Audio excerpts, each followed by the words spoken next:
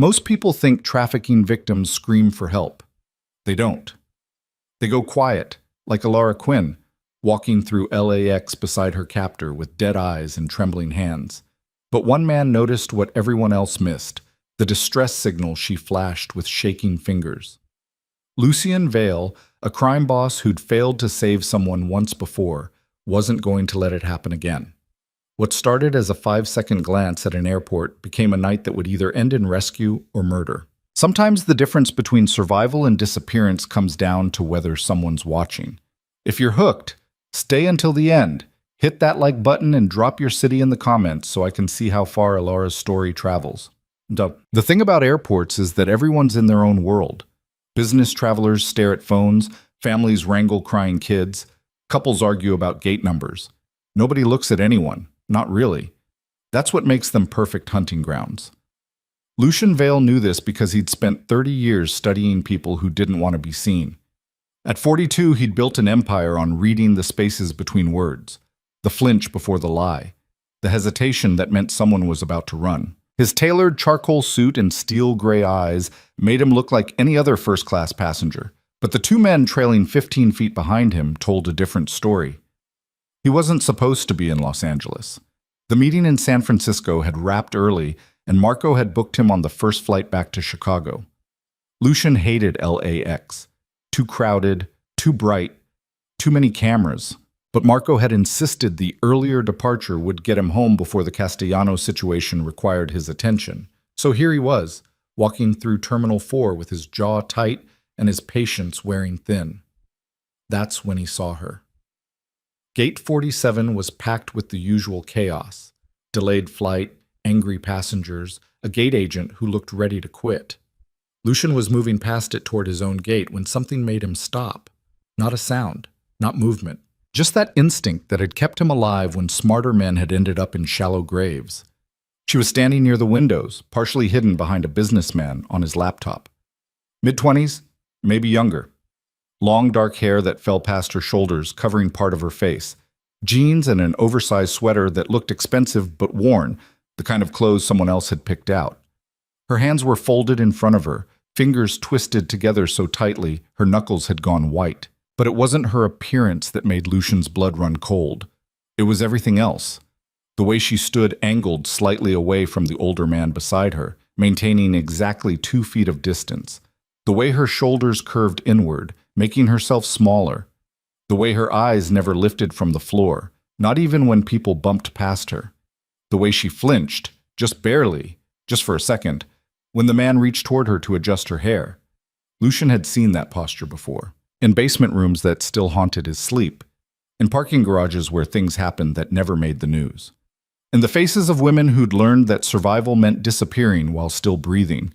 The man beside her looked completely ordinary. Late 50s, graying hair, khakis, and a polo shirt. Reading glasses on a chain around his neck.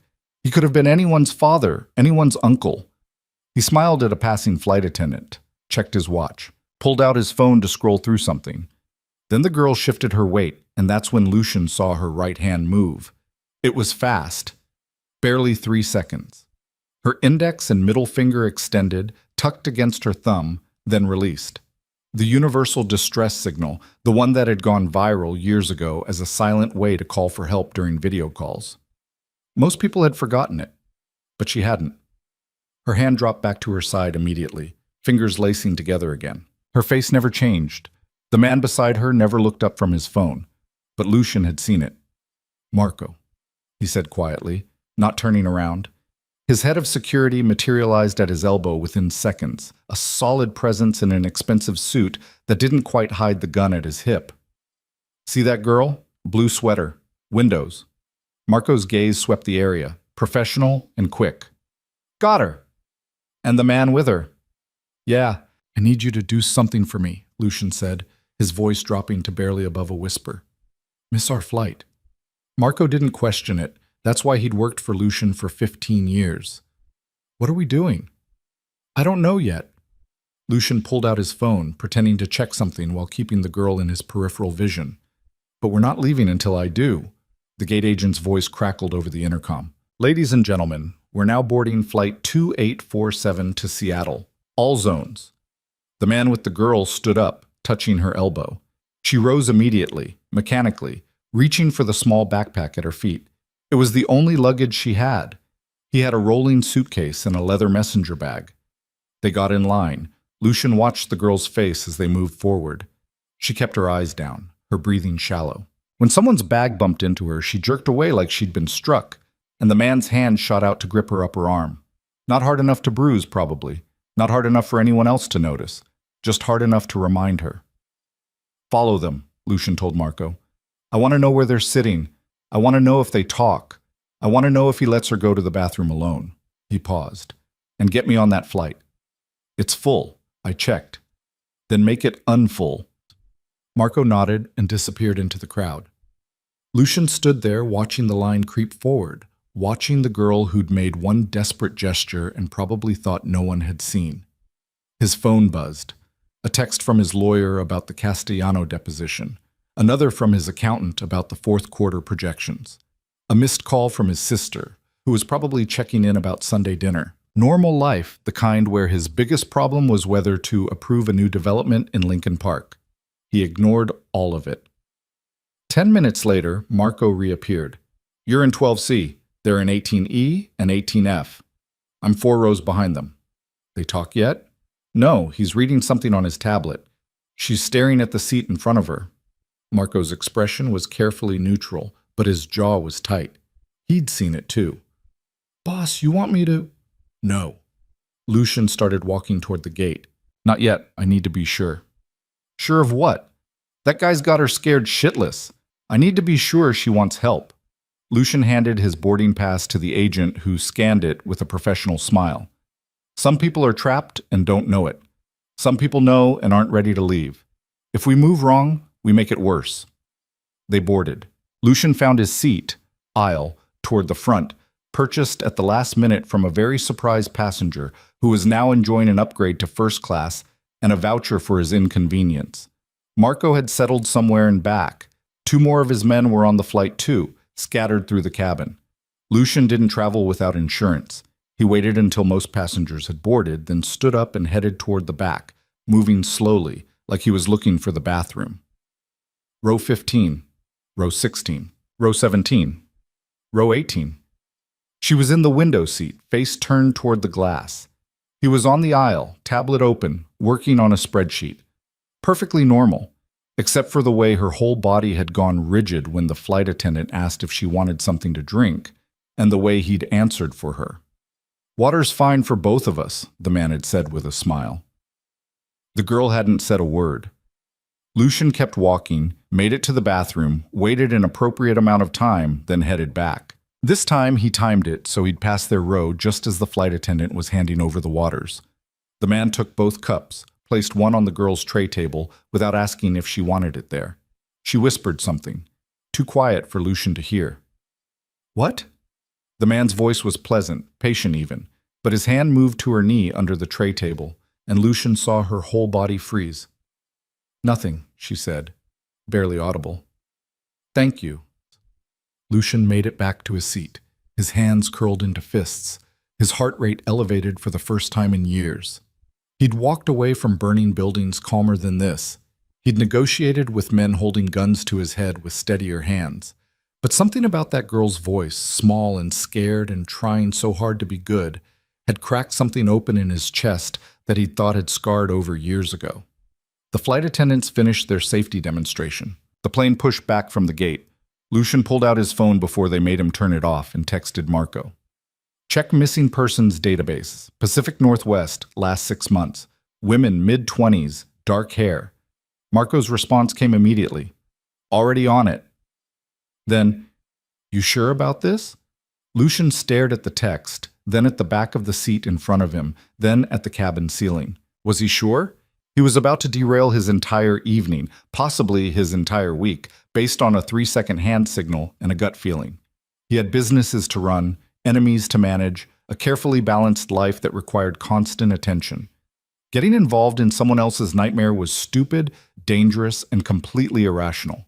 But he kept seeing Gabriella's face, not as it had been when he'd met her, bright, laughing, alive, but as it had been in the morgue, empty, gone. Because he'd been too busy, too careful, too rational, and by the time he'd paid attention, it was too late. Yeah, he texted back. I'm sure. The flight was 2 hours and 40 minutes. Lucian spent most of it pretending to work on his laptop while actually tracking every update from Marco, who'd somehow gotten the plane's Wi-Fi password and was running checks on every database he could access without triggering alerts. An hour in, a message came through. No missing persons match. Checked Washington, Oregon, California, Nevada. Lucian frowned. That meant either she wasn't from the area or no one had reported her missing. Both options made his stomach turn. Expand the search, he wrote. Nationwide if you have to. That'll take time. We've got time. 90 minutes into the flight, the man got up to use the bathroom.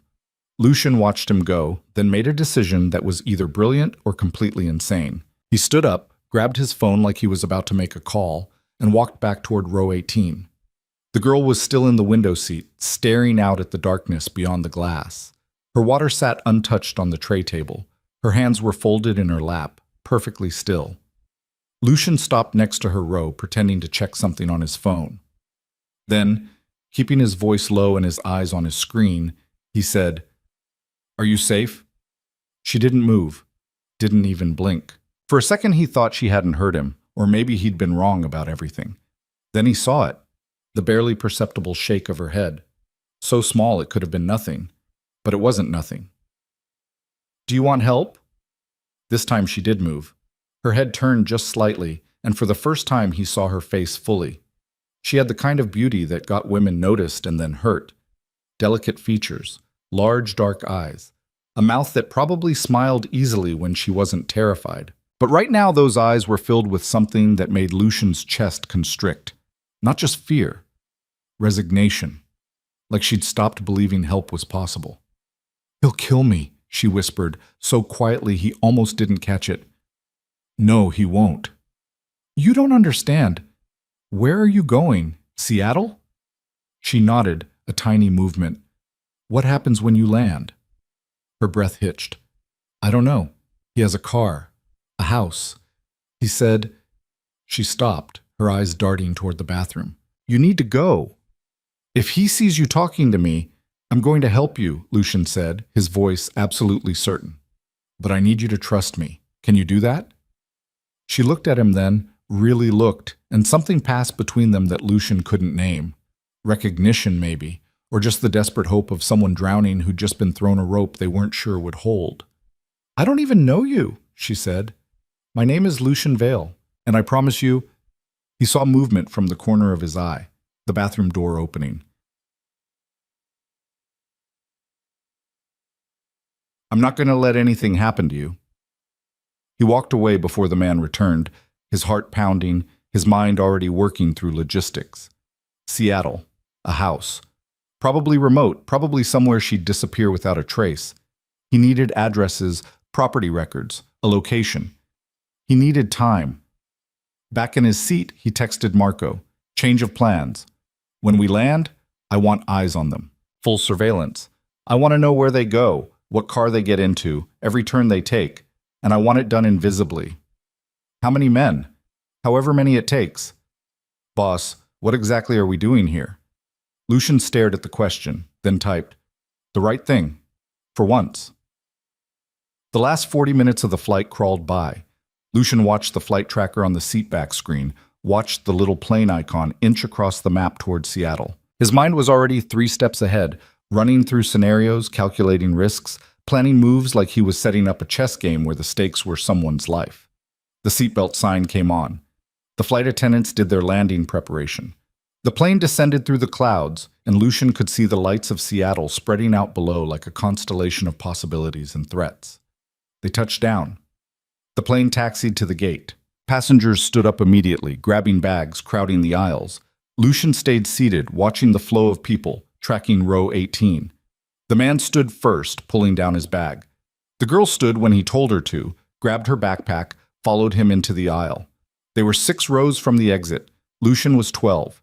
He needed to time this perfectly. He stood up, grabbed his carry-on, and joined the line of passengers shuffling toward the front. Slow enough to keep them in sight, fast enough not to draw attention. Marco was somewhere behind them. Two more of his men were already off the plane, waiting at strategic points in the terminal. They exited onto the jetway. Lucian maintained his distance, phone to his ear like he was on a call, eyes tracking every movement. The man's hand was on the girl's lower back, guiding her. Proprietary. Possessive. Making sure everyone saw she belonged to him. In the terminal, people scattered toward baggage claim, rental cars, ground transportation. The man steered the girl toward the exit signs, moving with purpose. No baggage claim stop. Everything they needed was already in Seattle, which meant this was planned, organized, not impulsive. Lucian's phone buzzed. Marco. Got them. Black Mercedes. License plate November Tango 782 Lima. Heading for parking level 3. Stay on them. I'm 2 minutes behind you. Lucian walked faster, cutting through the crowd with the kind of confidence that made people move without thinking about it. Down the escalator, through the sliding doors, into the parking structure where the air smelled like gasoline and rain. He spotted Marco's car idling near the exit, a nondescript sedan that could have belonged to anyone. One of his other men, Tony, was behind the wheel of a second vehicle on level 4. They had enough coverage to follow without being obvious. The black Mercedes pulled out of its space, headlights cutting through the dim structure. The girl was in the passenger seat, small and still. The man was driving, relaxed, probably thinking the hard part was over. He had no idea what was coming. Marco's car pulled out first, maintaining 3 car-length distance. Lucian got into his own vehicle, a rental that had been waiting for him, keys in a magnetic box under the wheel well, courtesy of local contacts who knew better than to ask questions. They drove. Out of the airport, onto the highway, north, then east, then north again. Away from the city lights, toward the kind of darkness that swallowed things whole. Lucian followed, keeping Marco's taillights in sight, watching the Mercedes navigate roads that got progressively more rural. Houses spaced farther apart. Streetlights becoming scarce. Trees pressing in from both sides. His phone rang. Marco. Talk to me. We're heading into the mountains. Route 2. If he stays on this road another 20 miles, we're getting into seriously remote territory. No neighbors, no witnesses. Property records? Working on it. I've got Danny running everything registered in the Seattle metro area under variations of the name on his driver's license, but it's slow going without a full legal name. What name did you get? Michael Patterson. But boss, there's about 6,000 Michael Pattersons in Washington state alone. Lucian watched the Mercedes take a turn onto an even smaller road, this one barely 2 lanes. Narrow it to property purchases in the last 2 years, remote locations. Cash transactions if possible. That'll take, then work faster. He hung up and focused on the road, which had started to climb. The Mercedes's brake lights flashed as it navigated a curve. They were definitely heading somewhere specific, somewhere Patterson had been before, somewhere he felt safe. 15 more minutes. The Mercedes slowed, then turned onto what looked like a private driveway, barely visible unless you knew it was there. Lucian killed his headlights and pulled to the side of the road about 100 yards back. Marco did the same. They sat in the darkness, waiting, watching the Mercedes lights disappear into the trees.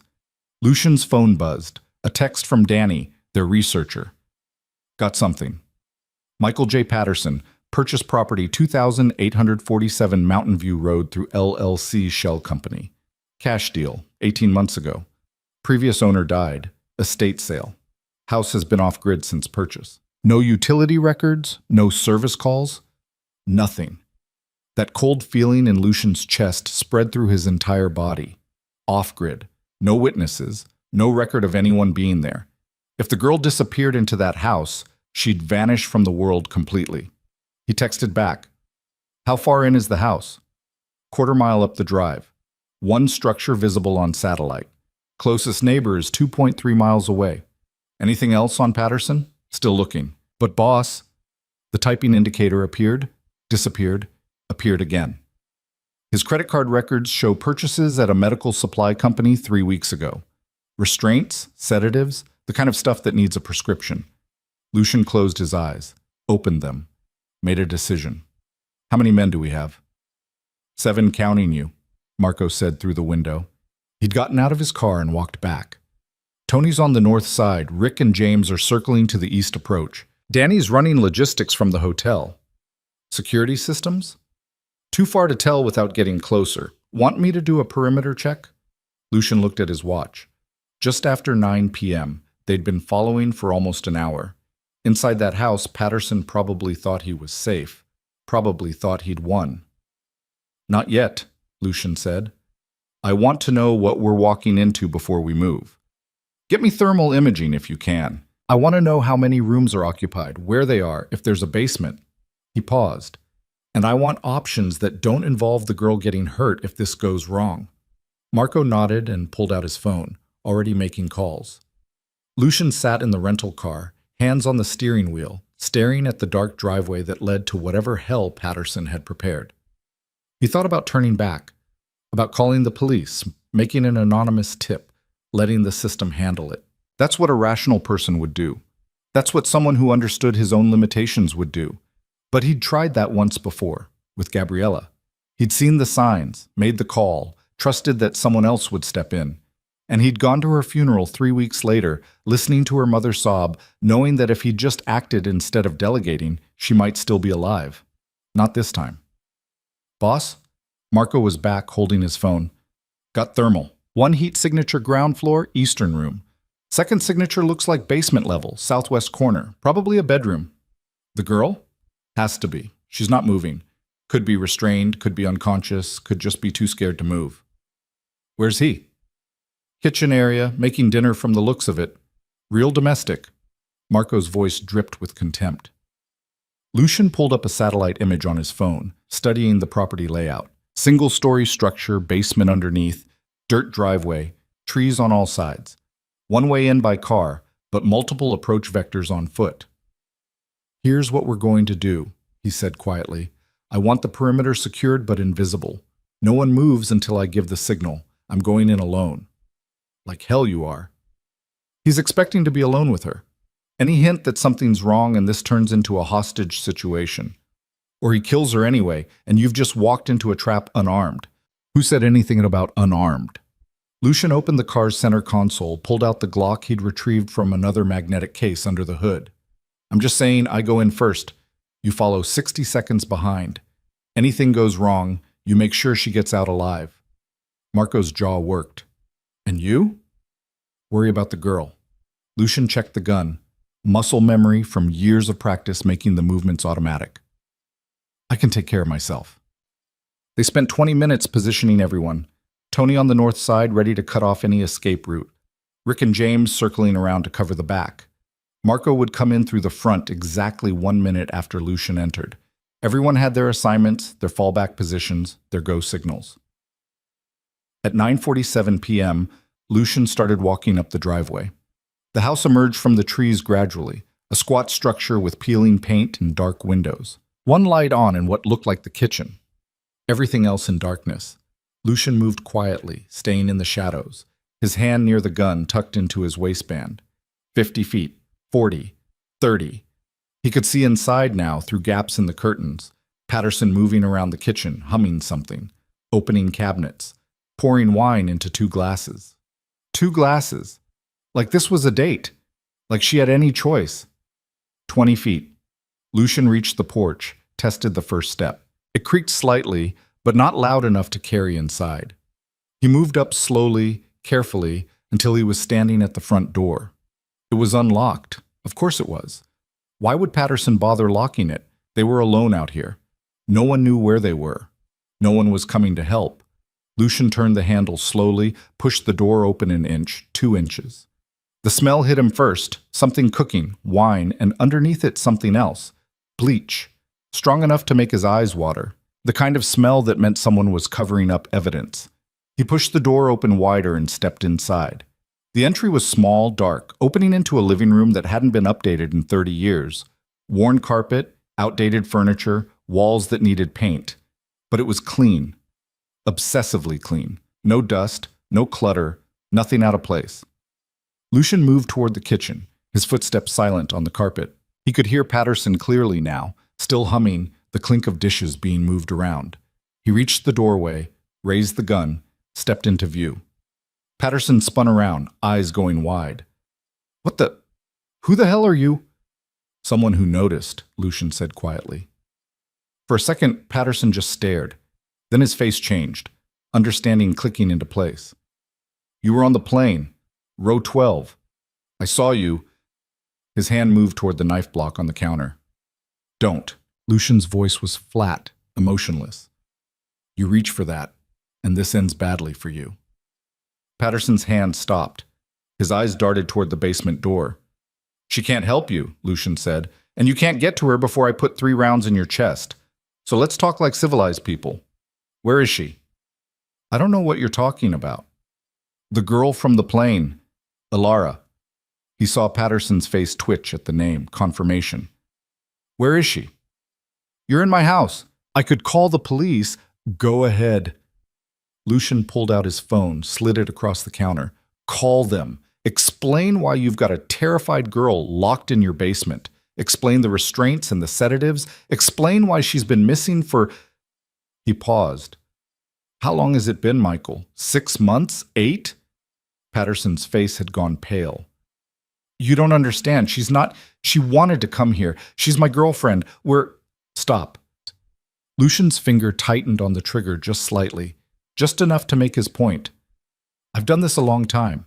I know what lies sound like. I know what men like you tell yourselves to sleep at night, and I really, truly do not care. He took a step forward. Here's what's going to happen. You're going to take me to her. You're going to give me every piece of identification, every document, every photograph, every single thing you've used to control her. And then you're going to disappear. Or what? Or I make you disappear. Lucian's voice was still quiet, still calm.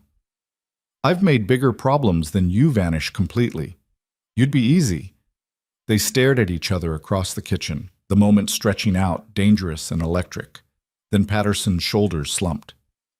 She's downstairs, he said finally. But she's mine. I found her. I saved her. Shut up and move. Patterson led him through the living room to a door that looked like a closet but opened onto a narrow staircase leading down. The basement was dark, the air colder than upstairs. Patterson flipped a switch and fluorescent lights flickered on, revealing a space that made Lucian's stomach turn. One corner had been converted into a makeshift bedroom. Mattress on the floor, blankets, pillows. The other corner had a bathroom, just a toilet and sink, no door, no privacy. And in the middle, bolted to the concrete floor, a heavy chain attached to a shackle.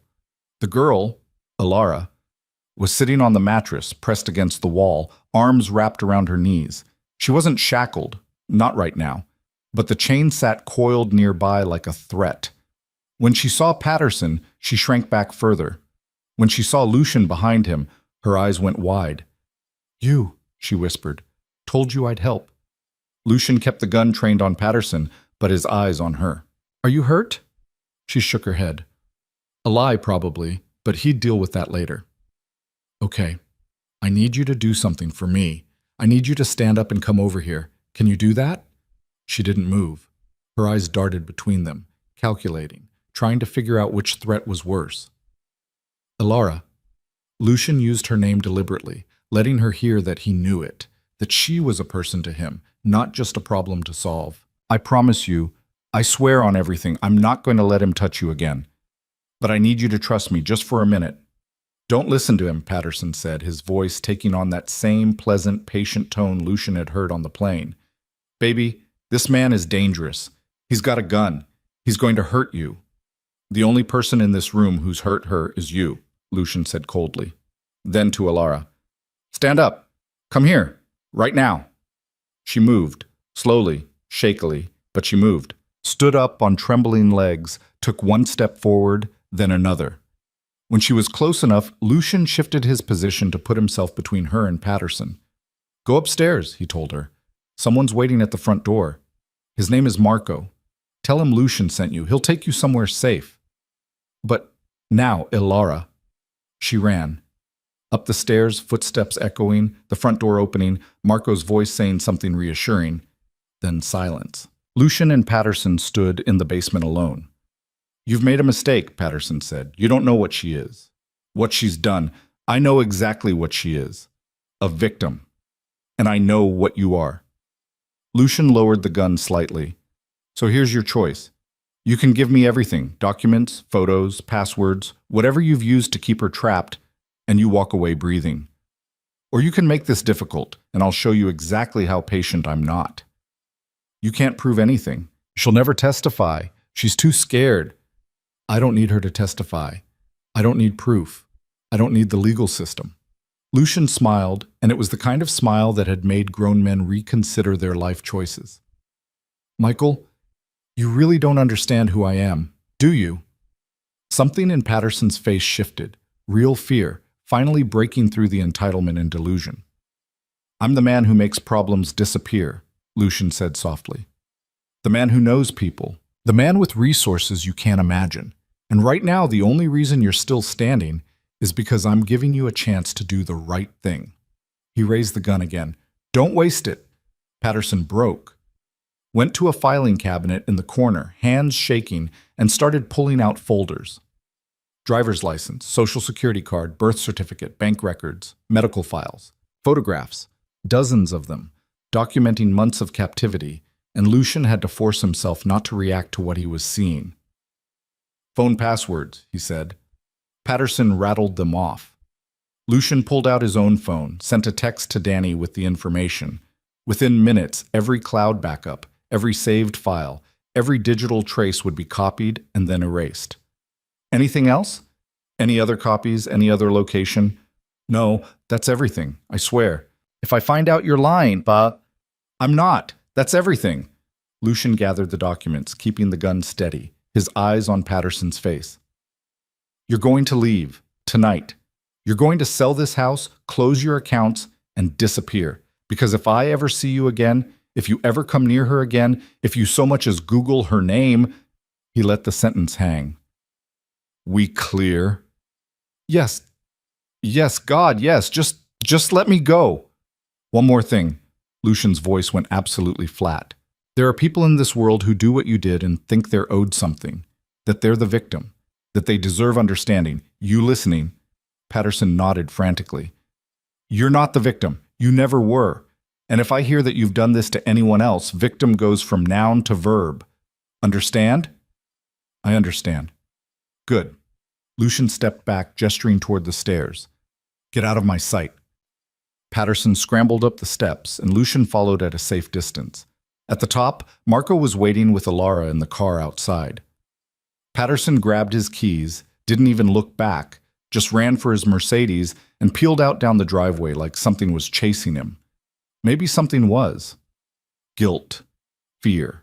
The knowledge that he'd gotten away with it, but it was only because someone had chosen mercy when he deserved none. Lucian stood on the porch, watching the taillights disappear. Then he pulled out his phone. Danny, I'm sending you information on a Michael Patterson. I want to know everything about him. Full background, employment, bank accounts, property, vehicles. And I want monitoring in place. If he so much as jaywalks, I want to know about it. You got it, boss. The girl? Safe. For now. Lucian looked out at the darkness where Marco's car was parked, where Alara was probably still trying to process what had just happened. Get me information on recovery centers, trauma specialists, the best ones. Money's not an issue. On it. Anything else? Yeah, burn this place down. Excuse me? Not literally, but I want it gutted, everything in that basement destroyed, every trace of what happened here erased. Can you arrange it? I'll have a team here by dawn. Good. Lucian ended the call and walked to Marco's car. Alara was in the back seat, wrapped in a blanket someone had found, staring at nothing. When Lucian opened the door, she flinched. It's okay, he said quietly. It's over. Is he gone? And he's not coming back. Lucian crouched down so they were eye level. Alara, I'm going to ask you something, and I need you to tell me the truth. Do you have family? Anyone who knows you're missing? She shook her head. No family. I was living in Portland, working at a coffee shop. He came in every day for weeks. Seemed nice, normal. When he asked me to dinner, I thought... Her voice broke. I was so stupid. You weren't stupid. You were trusting. That's not the same thing. What happens now? Now I make sure you're safe, really safe. There's a place, a center that specializes in helping people who've been through what you've been through. Doctors, therapists, people who understand. I'm going to take you there tonight. You're going to stay as long as you need. And when you're ready, if you're ready, we'll figure out what comes next. Why are you doing this? Her eyes searched his face, looking for the catch, the angle, the thing that would make this help turn into another trap. You don't know me. Lucian was quiet for a moment. Then, I knew someone once. Someone who needed help and didn't get it in time. I'm not making that mistake again. They drove through the night, away from the house and the mountains and everything that had happened there. Marco drove. Lucian sat in back with Alara, not talking, just being present while she processed. She cried some, stared out the window some, asked questions that didn't have good answers. At 2 a.m., they pulled up to a nondescript building in a quiet Seattle neighborhood. Lucian had called ahead. A woman named Dr. Sarah Chen was waiting at the door. Early 50s, kind eyes, the kind of calm presence that probably saved lives regularly. This is Alara, Lucian said. She needs help. Doctor. Chen nodded. Come inside, honey. Let's get you settled. Alara hesitated at the door, looking back at Lucian. Will I see you again? If you want to. He handed her a card with nothing on it but a phone number. When you're ready, if you're ready, no pressure. She took the card, held it like it was something precious. Then she followed Dr. Chen inside and the door closed behind them. Marco appeared at Lucian's elbow. Hell of a night, boss. Yeah. Think she'll be okay? Lucian watched the building, thinking about Gabriella, about all the women who didn't get the chance Alara just got. I don't know, but at least now she's got a shot. They drove back to Chicago as the sun came up over the mountains, and Lucian tried not to think about what would have happened if he'd looked away at the airport. If he'd ignored that 3-second signal, if he'd decided someone else's nightmare wasn't his problem, but he hadn't looked away. And maybe just this once, that would be enough. The Castellano situation exploded 3 days later.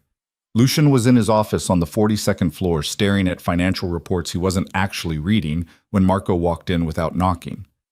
That alone told him something had gone wrong. Castellano's making noise, Marco said, dropping a folder on the desk. Says we moved product through his territory without permission. Says we owe him 30%. We didn't move anything through his territory. I know that. You know that. He knows that. But he's telling everyone who'll listen that we disrespected him, and now he wants compensation, or he's going to make problems. Lucian picked up the folder, flipped through surveillance photos of Castellano's men meeting with people who shouldn't be talking to them. Cops. Councilmen. A federal prosecutor who was supposed to be investigating organized crime, not taking money from it. How bad? Bad enough that if we don't handle it, we look weak, and weak gets us eaten alive. Lucian closed the folder and rubbed his eyes. He'd slept maybe 6 hours total since Seattle. Every time he closed his eyes, he saw that basement, that chain. Alara's face when she'd realized someone had actually noticed she needed help. Dr. Chen had called yesterday with an update. Alara was stable but struggling. She barely spoke, barely ate, spent most of her time in her room staring at walls. Normal, the doctor had said. Trauma takes time to process. But Lucian kept wondering if he'd done enough, if there was something else he should be doing, if she'd actually be okay, or if he'd just given her a different kind of prison. Boss? Set up a meeting, Lucian said. Neutral ground, just us and Castellano. Let's see if we can handle this without bodies. And if we can't, then we'll handle it with bodies. Marco nodded and left. Lucian turned his chair to face the window, looking out at Chicago, stretching in every direction. Somewhere down there, people were going about their normal lives, working jobs they hated, sitting in traffic, worrying about mortgages and kids and what to make for dinner, normal problems, the kind he'd never have. His phone buzzed, a text from an unknown number. Is this still you? He stared at it for a long moment before replying, Who's asking? Alara. Dr. Chen said I could reach out if I needed to. Is that okay? Something in his chest loosened slightly. Yeah, it's okay. How are you doing? The typing indicator appeared and disappeared several times. Then, I don't know, better than before maybe? Dr. Chen is nice. The other people here are nice. But I keep waiting for something bad to happen. Nothing bad is going to happen. You can't know that. She was right. He couldn't. But he typed anyway. I'm making sure of it. You're safe there. I promise. Why do you care so much? He looked at that question for a long time, considering different answers. The truth, a lie, something in between. Finally, he wrote, because someone should have cared about someone I knew, and they didn't. And I'm tired of being the kind of person who looks away. No response for several minutes. Then, thank you for everything. I don't think I said that before. You don't have to thank me. I want to, though. He smiled slightly, a rare, genuine expression. Then you're welcome. Focus on getting better. Everything else can wait. Okay? The meeting with Castellano was set for Friday night at a restaurant in the Loop. Neutral territory, owned by someone neither of them could intimidate. Marco wanted to bring 8 men. Lucian said 4. They compromised at 6. Thursday afternoon, his sister called. You missed Sunday dinner, Rebecca said without preamble. Again. I was in Seattle. For what? Business. Lucian. Her voice had that edge it got when she was gearing up for a lecture. You promised you'd start coming to these things. Mom asks about you every single time. She thinks you're avoiding her. I'm not avoiding anyone. I'm busy. Too busy for family? He almost laughed at that. Family. Like the Vale family dinners were some Norman Rockwell painting instead of 3 hours of carefully not mentioning what he actually did for a living while his mother pretended he ran legitimate businesses and his father's ghost hung over everything. I'll make the next one, he said. You said that last time. And I meant it last time too. Things just came up. Things always come up with you. She sighed. What's going on, Luke? And don't tell me nothing. I've known you too long. He considered telling her. Rebecca was the only person in his family who'd figured out what he actually was years ago, who'd looked him in the eye and said she didn't care, as long as he didn't bring it to her doorstep. But telling her about Alara meant explaining the rest of it, and some things you couldn't unknow. Just work stuff, he said finally. Nothing you need to worry about. I always worry about you. I know, I'm working on giving you less reason to. She laughed, but it was hollow. Yeah, okay, just come to dinner Sunday. Mom made that lamb thing you like. I'll be there.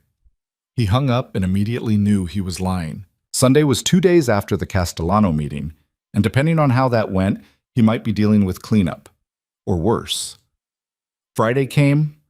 Lucian dressed carefully. Tailored suit, no tie, nothing flashy. The goal was to look successful but not threatening. Powerful but reasonable. The kind of man you could negotiate with instead of going to war against. The restaurant was called Marcello's, and it had been around since the 50s. Dark wood, red leather booths, the kind of place where mob bosses used to meet back when they still pretended to have honor. Lucien arrived exactly on time. Castellano was already there, seated in a back booth with 3 of his men standing nearby, trying to look casual. Vincent Castellano was pushing 60, thick around the middle, with slicked back hair and rings on every finger. Old school. The kind of guy who thought respect meant fear and loyalty meant never asking questions.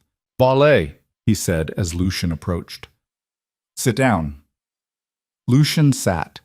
Marco took position behind him, a solid presence. The other men fanned out, maintaining sight lines, ready for whatever happened next. You want to tell me what this is about? Lucian said. Because my distribution routes are the same as they've been for 5 years, and none of them go through your territory. Your boys were in Cicero last month, my Cicero. We drove through Cicero, that's not the same as working there. You think I'm stupid?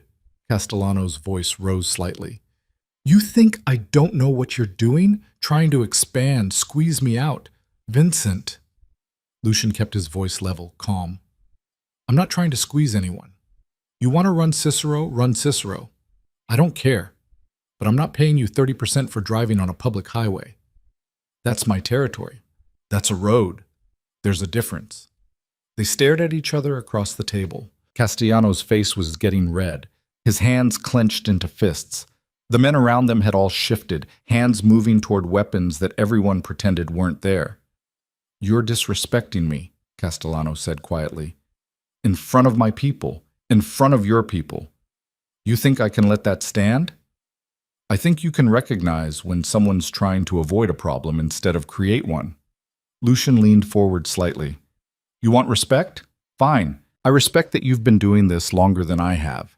I respect that you've got territory and people and interests to protect. But respect goes both ways, Vincent, and right now you're trying to shake me down for something that didn't happen.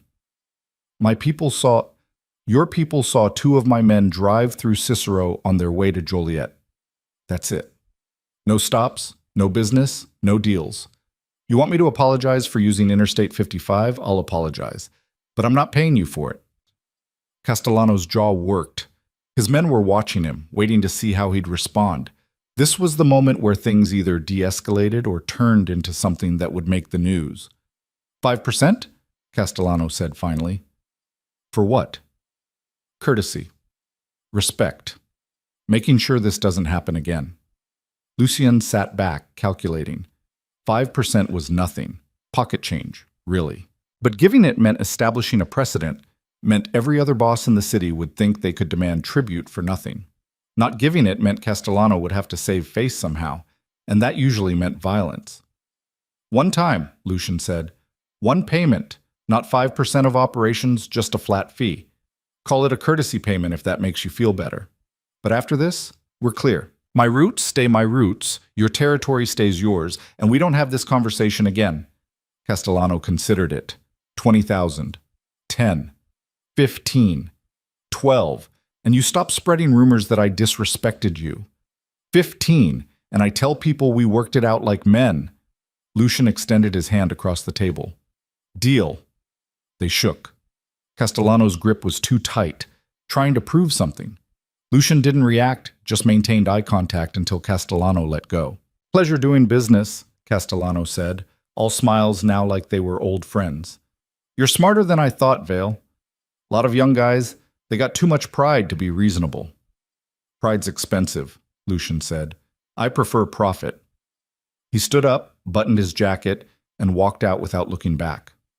Marco followed, along with the rest of his men, and they didn't speak until they were in the car and 2 blocks away. 15,000 for nothing, Marco said. That's going to make people talk. Let them talk. Castellano gets to save face, we avoid a war, everyone goes home breathing. That's a win. Still feels like getting robbed. Yeah, well, can't win them all. His phone buzzed. Another text from Ilara. Can I ask you something? Sure. Why did you help me? Really? Not the thing about knowing someone before, the real reason. He stared at the message while Marco navigated traffic, while the city rolled past the window, while his mind turned over answers that were too complicated or too simple or too honest. Finally, he typed, because I saw someone who needed help and I was in a position to give it. Sometimes it's that straightforward. Nothing's ever that straightforward. Okay. Then because I've spent 30 years being the kind of person who creates problems, and for once I wanted to solve one instead. The typing indicator appeared, disappeared, appeared again. Then, that makes sense. Thank you. Again. How's therapy going? Hard.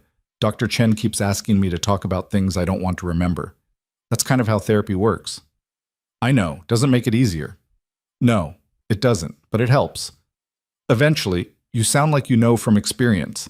He almost lied, almost said something deflecting, but something about the way she was trusting him with her recovery made him want to give her something real in return. I saw a therapist for a while. After some things happened. It helped. Took longer than I wanted, but it helped. What kind of things? The kind I'm not ready to talk about yet. Okay, I get that. They texted back and forth for another few minutes, surface-level stuff about how the food was at the center and whether she'd started reading any of the books Dr. Chen had recommended. Normal conversation, the kind people had when they were getting to know each other without the weight of trauma hanging over every word. Then Ilara wrote, Can I ask you something else? And will you tell me the truth? Depends on the question. What do you do? For work, I mean. Those men who were with you, the way you handled everything. You're not just some businessman. Lucian looked at that message for a long time. Marco glanced over from the driver's seat but didn't say anything. You're right, Lucian finally typed. I'm not. So what are you? Complicated. But I promise you, whatever else I am, I meant what I said. You're safe. That doesn't change. Okay, I believe you. That night, alone in his apartment with a glass of scotch and the Chicago skyline spread out beyond floor-to-ceiling windows, Lucian thought about that. I believe you. 3 words that shouldn't matter coming from someone he barely knew. But they did matter for reasons he didn't entirely understand. His phone rang. Dr. Chen. Mr. Vale, I hope I'm not calling too late. It's fine. Is everything okay? Yes and no. Alara is doing well, all things considered, but we need to start thinking about next steps. She can't stay here indefinitely. This is a crisis center, not long-term housing. In a few weeks, maybe a month, she'll need to transition to something more permanent. What does she need? Ideally, a safe place to live while she continues therapy, job training or education if she wants it, a support system, some kind of stable foundation to build from. I'll take care of it. Mr. Vale, I'll take care of it, he repeated. Whatever she needs, housing, therapy, education, job placement, send me the details and I'll handle it. There was a pause. You understand this could take months, years even? Recovery isn't linear. I understand. May I ask why you're doing this? It's unusual. Most people who help in crisis situations don't follow through this extensively. Lucian took a drink, felt the burn kin, considered his answer. Let's just say I'm trying to balance some scales. That's very cryptic. Yeah, well, I'm a cryptic guy. Dr. Chen laughed, surprised. Fair enough. I'll send you the information. And Mr. Vale, whatever your reasons, what you're doing matters. I hope you know that. After she hung up, he sat there thinking about that too. What he was doing mattered. Like there was some cosmic ledger where saving one woman could balance out the years of morally gray decisions and looking the other way and choosing profit over principle. It didn't work like that. He knew it didn't. But maybe it didn't have to balance everything. Maybe it just had to mean something. His phone buzzed again. Not Alara this time. Danny. Boss, we got a problem. Patterson's back in Seattle. Lucian sat up straight, the glass forgotten. When? Showed up 3 days ago. Checked into a hotel downtown. Been driving past the recovery center where the girl is. He made contact? No. Just surveillance. But boss, he knows where she is. Lucian was already moving, grabbing his jacket, his keys, his gun. How the hell did he find her? Not sure yet. Could have followed your guys from the house. Could have had connections we didn't know about. Could have just gotten lucky. Luck's got nothing to do with it. Lucian was in the elevator, heading down to the garage. I want him picked up, tonight. And I want to know everything. How he found her, what he's planning, who he's talked to. You want him brought to Chicago? No. Handle it there, quietly. The elevator opened. Lucian strode toward his car. And Danny? If he's done anything, if he's so much as sent her a text message, I want to know immediately. Copy that. The drive to O'Hare took 20 minutes. Lucian had Marco book him on the next flight to Seattle while he was still on the highway. Laws and speed limits suddenly very optional. By the time he reached the airport, he had a boarding pass on his phone and someone waiting to take his car. The flight was torture. 3 hours of sitting still while his mind ran through every scenario. Patterson approaching Alara directly. Patterson sending someone else. Patterson doing something stupid and desperate that ended with her traumatized all over again. He texted Dr. Chen from the plane. Do not let Alara leave the building until you hear from me. Tell her there's a security concern. Don't give details. Is she in danger? Not if I can help it. Mr. Vale, what's going on? I'll explain later. Just keep her inside and safe. When the plane landed, Tony was waiting with a car. They drove straight to a warehouse on the outskirts of the city, the kind of place that looked abandoned but wasn't. Danny was there, along with 2 other men and Michael Patterson, who was zip-tied to a chair in the middle of an empty room. He looked worse than he had a week ago. Unshaven, red-eyed, wearing the same clothes from the airport. When he saw Lucian, his face went white. I didn't touch her, he said immediately. I swear I didn't.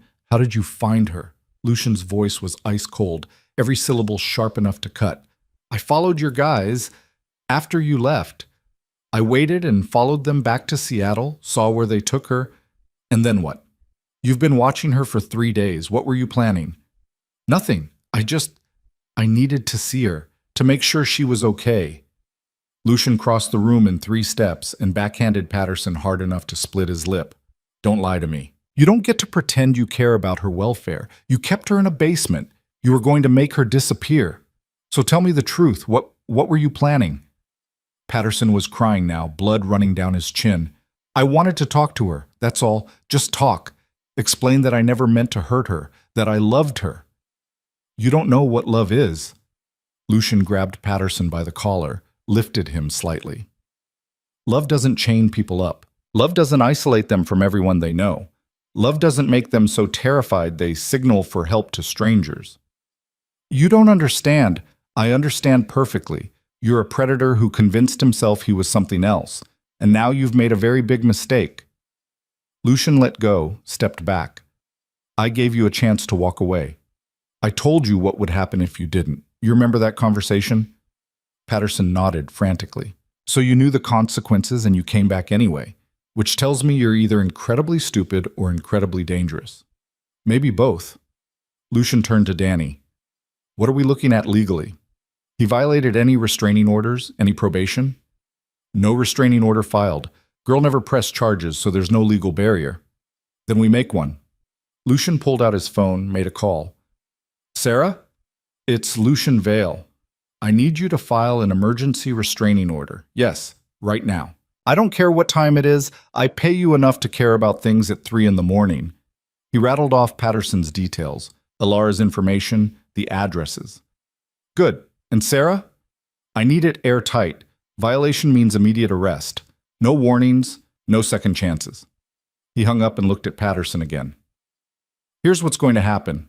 My lawyer's filing a restraining order. You violate it, you go to jail. But that's the legal consequence. You want to know what the other consequence is? Patterson was shaking so hard the chair rattled. The other consequence is me, Lucian said quietly. You come near her again, you call her, text her, email her, send a message through someone else, drive past her building, search her name online, and I stop being civilized about this. We clear? Yes, God, yes, I'm sorry. You're not sorry. You're scared.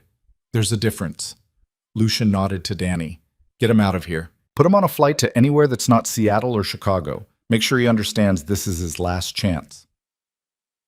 They cut Patterson loose and dragged him toward the door. He was still crying, still apologizing to no one in particular. Lucian watched him go and felt nothing except the bone-deep certainty that this wasn't over. Men like Patterson didn't give up. They just got more careful. Boss? Tony had appeared at his elbow. What do you want to do long-term? We can't watch him forever. No, but we can make sure he knows we're watching. Lucian checked his watch. 4 in the morning. Set up passive monitoring. Track his movements, his finances, his communications. If he sneezes wrong, I want to know about it. That's expensive. I don't care what it costs. He drove to the recovery center as the sun was coming up, exhausted and wired and running on nothing but coffee and adrenaline. Dr. Chen met him at the door, looking worried. She knows something's wrong, the doctor said. I told her there was a security concern like you asked, but she's not stupid. She wants to talk to you. Is she okay? Physically, yes. Emotionally? Dr. Chen shook her head.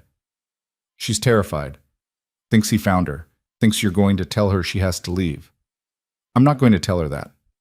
I know, but she doesn't. Trust is hard for trauma survivors, Mr. Vale. Every time something disrupts their sense of safety, they backslide. Lucian followed her inside through quiet hallways that smelled like institutional cleaning products and coffee. Alara was in a common room, sitting on a couch, with her knees pulled up to her chest, staring at nothing. When she heard footsteps, her head snapped around. It's him, she said flatly. Isn't it? Michael found me. Lucian sat down across from her, leaving space, keeping his body language open and non-threatening. He did. But he's gone now. Gone where? Far enough that he can't bother you. You can't know that. You can't. Her voice broke. I shouldn't have come here. I should have just disappeared, changed my name, gone somewhere he'd never look. Alara, look at me.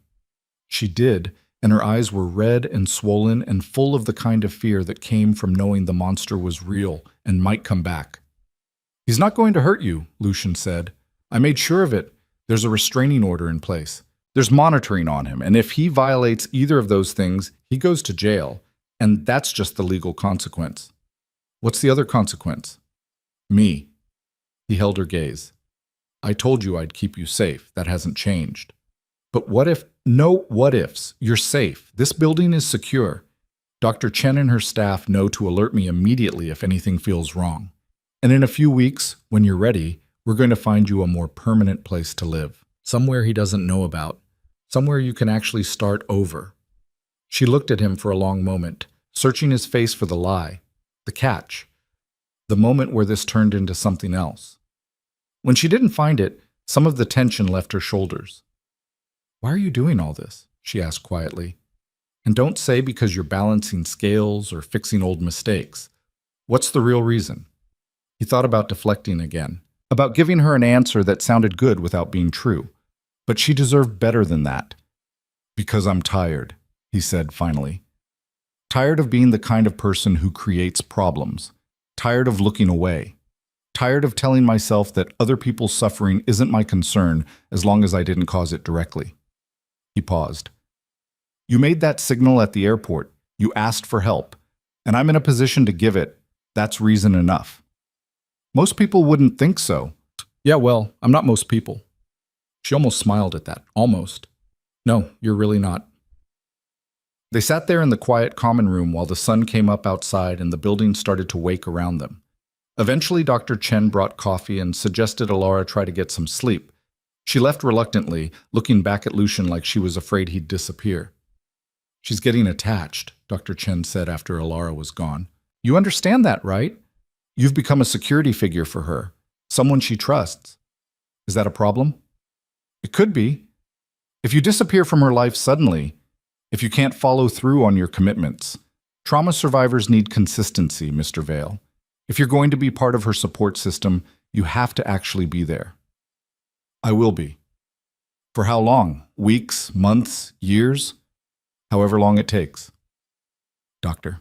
Chen studied him with the kind of perception that came from years of reading people. You're serious about this? Completely. Then I'll help however I can. But Mr. Vale, please be careful. With her trust, and with your own expectations. Recovery isn't a straight line. There will be setbacks, times when she pushes you away or questions everything or backslides into old fears. If you're not prepared for that, I'm prepared. He stood up, suddenly aware of how exhausted he was. I should go. Let her rest, but call me if anything changes. I will. He made it back to his hotel and collapsed onto the bed fully clothed, asleep before he could think about anything else.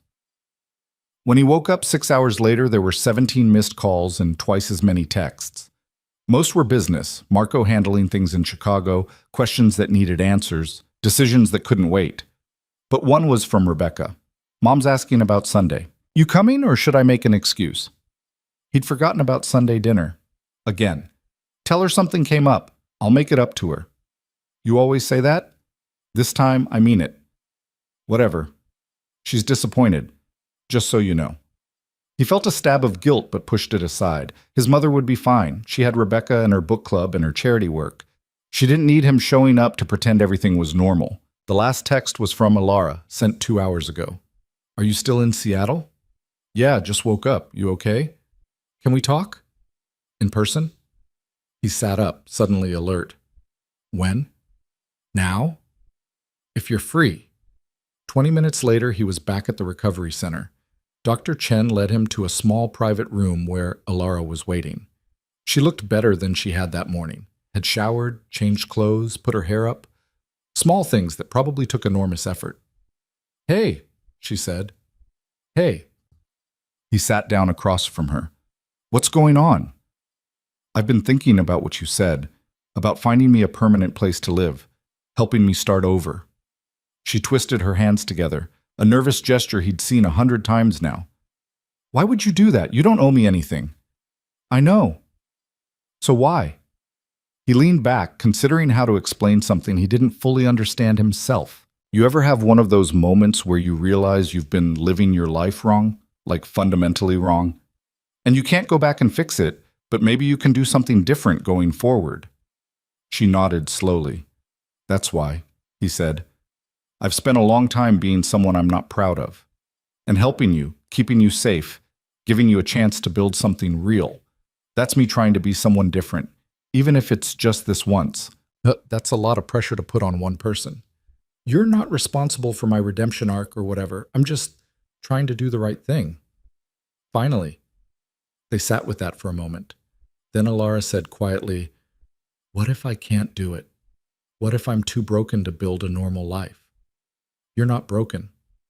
"You don't know that." "Yeah, I do." He met her eyes. Broken things don't make distress signals.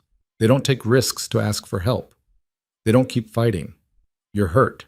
That's not the same as broken. Her eyes filled with tears. "I want to believe you." "Then believe me." She wiped at her face with the back of her hand. "Okay, I'll try." That trying lasted exactly 9 days before everything went sideways.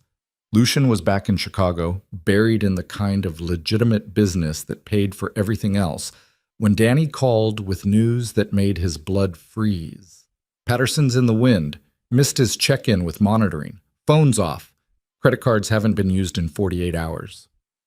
When was the last confirmed location? Tuesday night, gas station outside Spokane. After that, nothing. Lucian closed his laptop, the quarterly projection suddenly meaningless. He's heading back to Seattle. We don't know that. Yes, we do. He's obsessed. Men like that don't just give up and disappear. They escalate.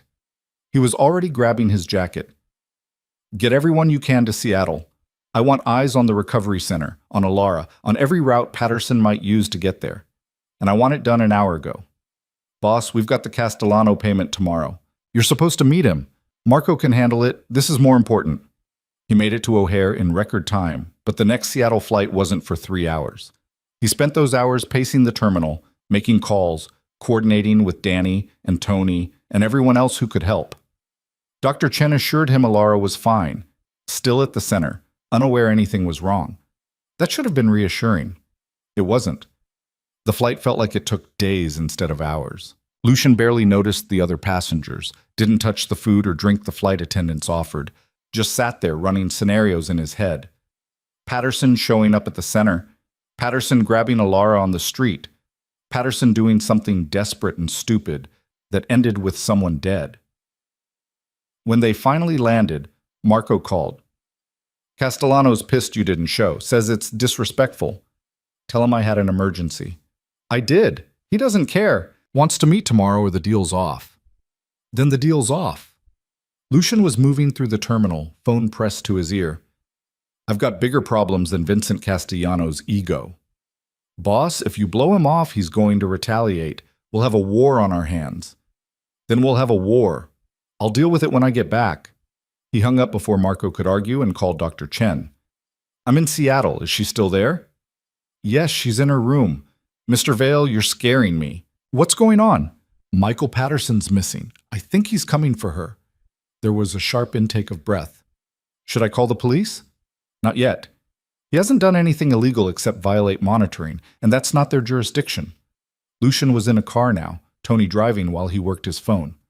But I want the building on lockdown. No one in or out that you don't personally verify. And I want Alara kept inside until I say otherwise. How long? However long it takes. The recovery center looked exactly the same as it had 9 days ago. Quiet, peaceful, completely unaware that a threat was circling. Lucian hated that. Hated that Alara was in there thinking she was safe when Patterson could be blocks away, watching, planning. Dr. Chen met him at the door, her professional calm cracking slightly. She's asking questions, wants to know why she can't leave, why there's suddenly all these new security procedures. What did you tell her? That we're being cautious, but she's not stupid, Mr. Vale. She knows something's wrong. I'll talk to her. Alara was in the same common room where they'd had their last conversation, but she wasn't sitting peacefully this time. She was pacing, arms wrapped around herself, radiating the kind of anxiety that came from too many bad experiences teaching you to expect the worst. It's him, isn't it? She said the second she saw Lucian. Not a question. Michael's coming back. We don't know that for sure. Don't lie to me. Please. I'd rather know the truth than be protected from it.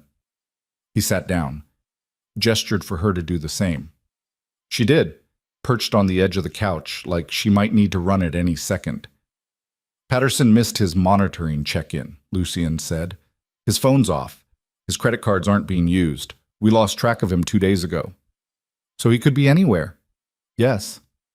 He could be here, in Seattle, outside this building right now. It's possible. That's why we're being careful. She laughed, but there was no humor in it. Careful?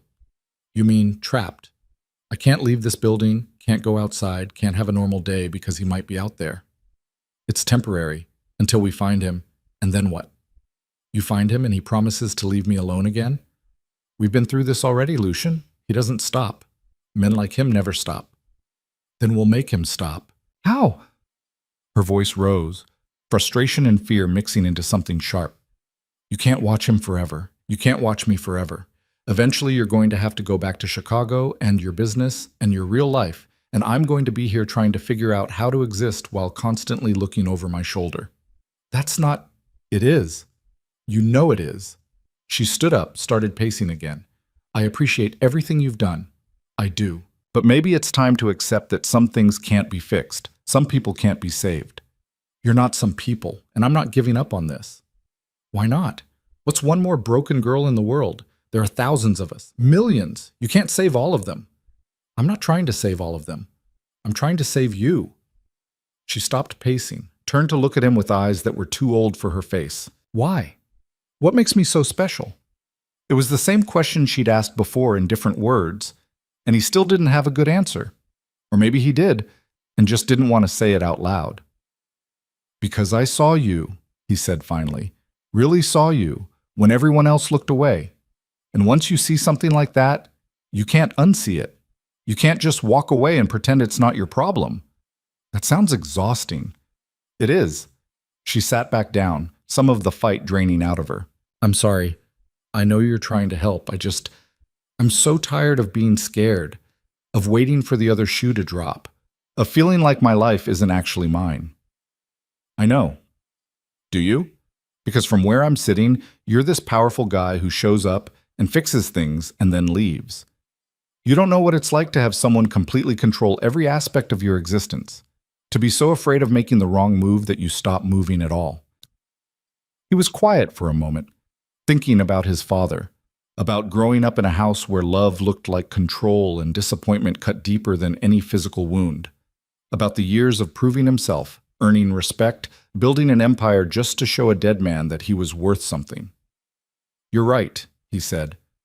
I don't know what your specific experience is like, but I know what it's like to feel trapped, to have someone else's expectations dictate your choices, to wake up one day and realize you've been living someone else's version of your life.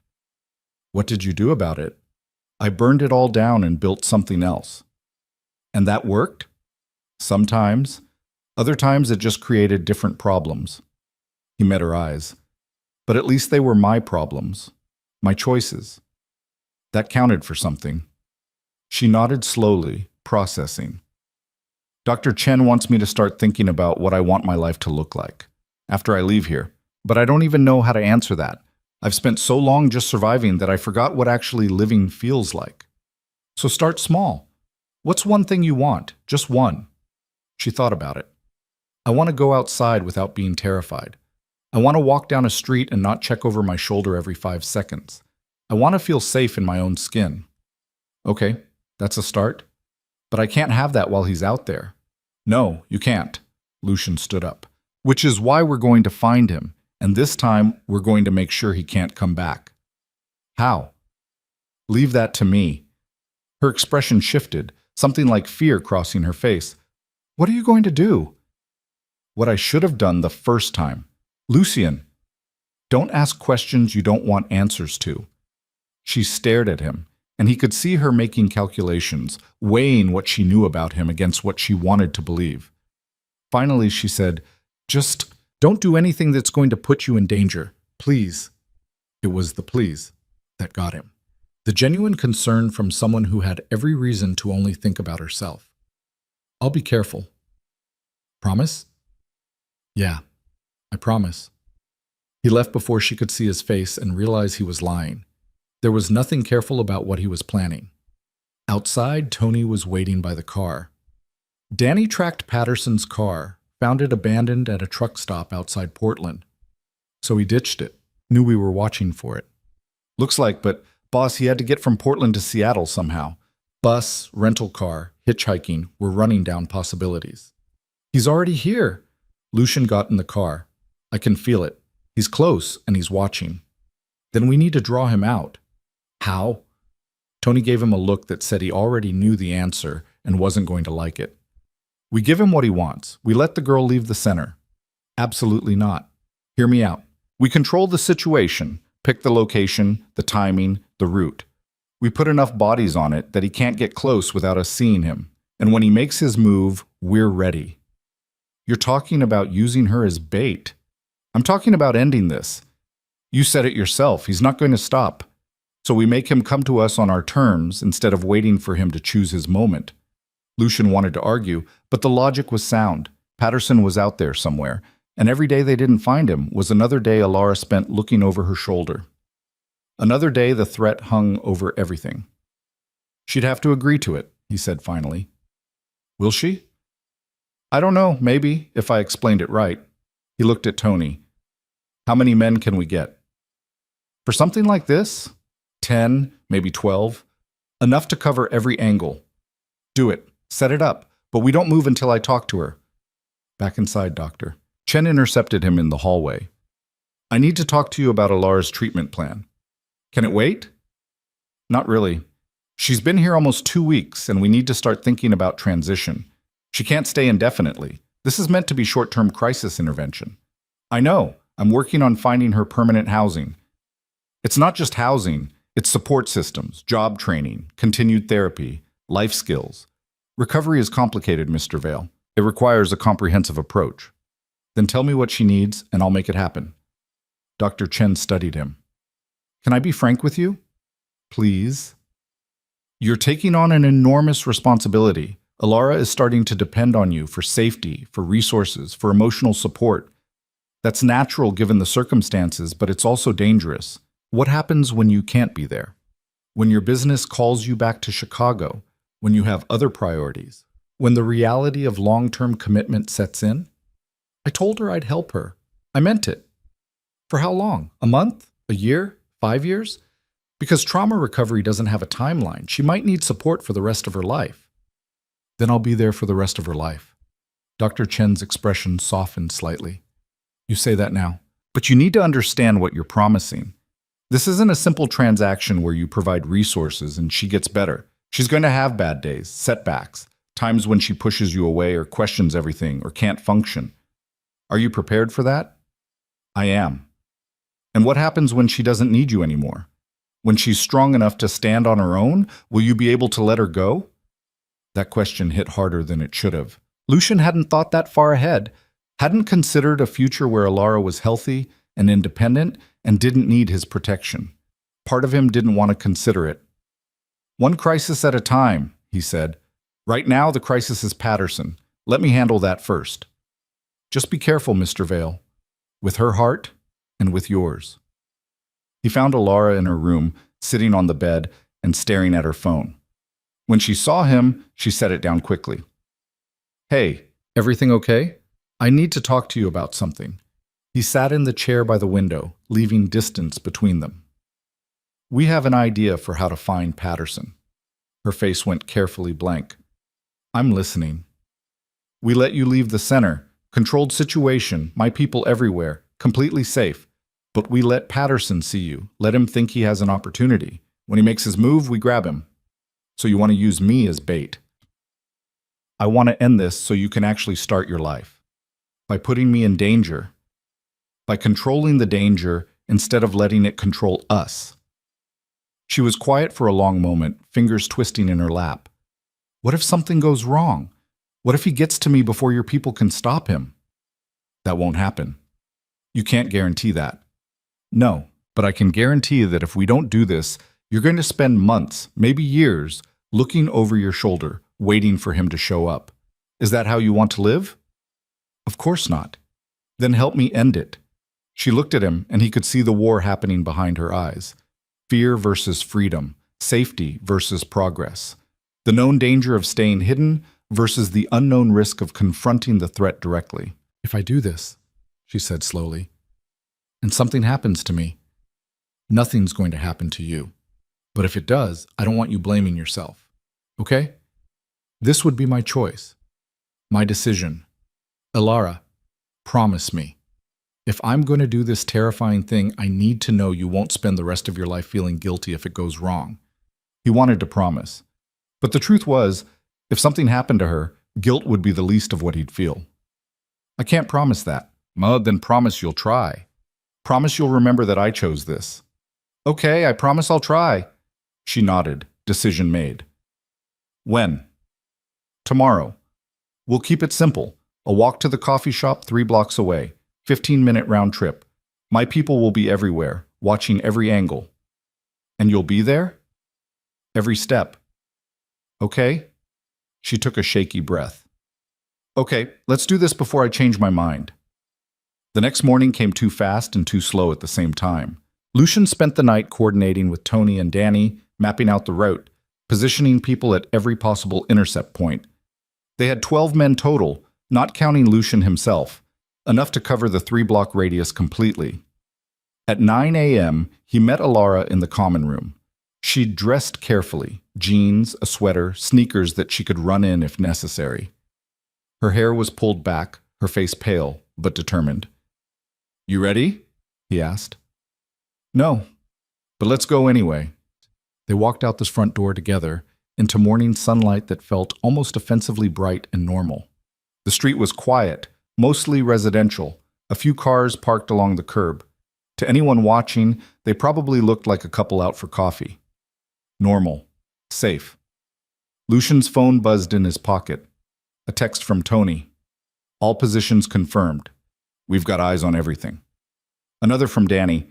No sign of Patterson yet, but his car was spotted 2 miles from here at 6 a.m. He's close. Elara must have sensed something in his posture because she asked, "What's wrong?" Nothing, just my people checking in. They reached the corner. The coffee shop was visible down the block, a small place with outdoor seating and a line of people waiting inside. Perfectly public. Perfectly normal. I forgot what this feels like, Elara said quietly. What? Being outside. Walking somewhere because I want to, not because someone's making me. You're doing great. I'm terrified. That's okay too. They were halfway to the coffee shop when Lucian saw it. A man in a blue jacket, standing near a parked car across the street. Average height, dark hair, watching them a little too intently. His phone buzzed. Tony. Blue jacket, you're 3 o'clock. That him? Lucian texted back one-handed. Can't tell from here. Move closer. The man in the blue jacket started walking parallel to them, maintaining distance but keeping them in sight. Elara noticed him too, her hand finding Lucian's arm. Is that? Maybe. Keep walking. They reached the coffee shop. Lucian guided her inside, positioning himself between her and the windows. Through the glass, he could see Tony and another man closing in on Blue Jacket from opposite directions. Order whatever you want, Lucian told Elara, keeping his voice calm. We're just getting coffee. Normal day. She ordered an iced latte with shaking hands. The barista didn't notice, too busy with the morning rush. Lucian got a black coffee he had no intention of drinking and led her to a table near the back where he could watch the street.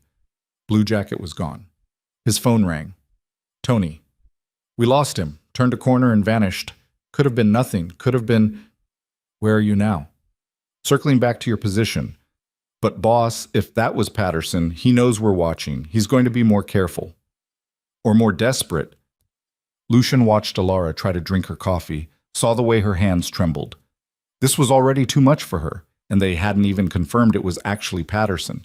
Pull everyone back, we're aborting. You sure? Yeah, this was a bad idea. He hung up and looked at Elara. Change of plans. We're going back. Relief flooded her face. It was him, wasn't it? I don't know, maybe, but I'm not taking chances with your safety. They stood up, leaving the barely touched coffees behind. Lucian kept Elara close as they headed for the door, his mind already planning the route back, calculating angles and exposure points. That's when the windows exploded. Glass everywhere, people screaming, something heavy crashing through from outside. Lucian threw himself over Alara, pushing her down as chaos erupted around them. More screaming, someone shouting about a car, and then gunfire. 3 shots, loud enough to make his ears ring. Lucian stayed down, covering Alara completely, his hand going to his own gun. Around them, people were scrambling for cover, the barista diving behind the counter. "Stay down," he told Alara. "Don't move." "What's happening?" "I said don't move." He raised his head slightly, trying to get a view of the street. A car had jumped the curb, been driven deliberately through the outdoor seating area, and standing beside it, wild-eyed and holding a gun, was Michael Patterson. "Alara!" Patterson's voice was raw, desperate. "Alara, I know you're in there!" More shots fired into the air, people screaming, running. Lucian's phone was buzzing constantly. Tony, Danny, everyone trying to get information. "I just want to talk!" Patterson was advancing toward the shattered window. "Please, just let me explain." Lucian stood up, gun drawn, putting himself between Patterson and Alara. "Stop right there." Patterson's eyes locked on him, recognition and rage mixing. You ruined everything. She was fine before you, boy. She was a prisoner. Now walk away before this gets worse." "Worse?" Patterson laughed, high and unstable. "You took everything from me. My home, my life, my—" His gun swung toward Lucian. "Give her back." "Never gonna happen." Behind him, Alara was crying, pressed against the wall, hands over her ears. Lucian could hear sirens in the distance. Someone had called the police. Good. This needed to end before someone got killed. Michael. He used Patterson's first name deliberately, trying to establish some kind of connection. "Listen to me. The police are coming. If you do this, if you hurt anyone, you go to prison. Is that what you want?" "I want her back." "That's not an option." Patterson's face contorted. "You don't understand.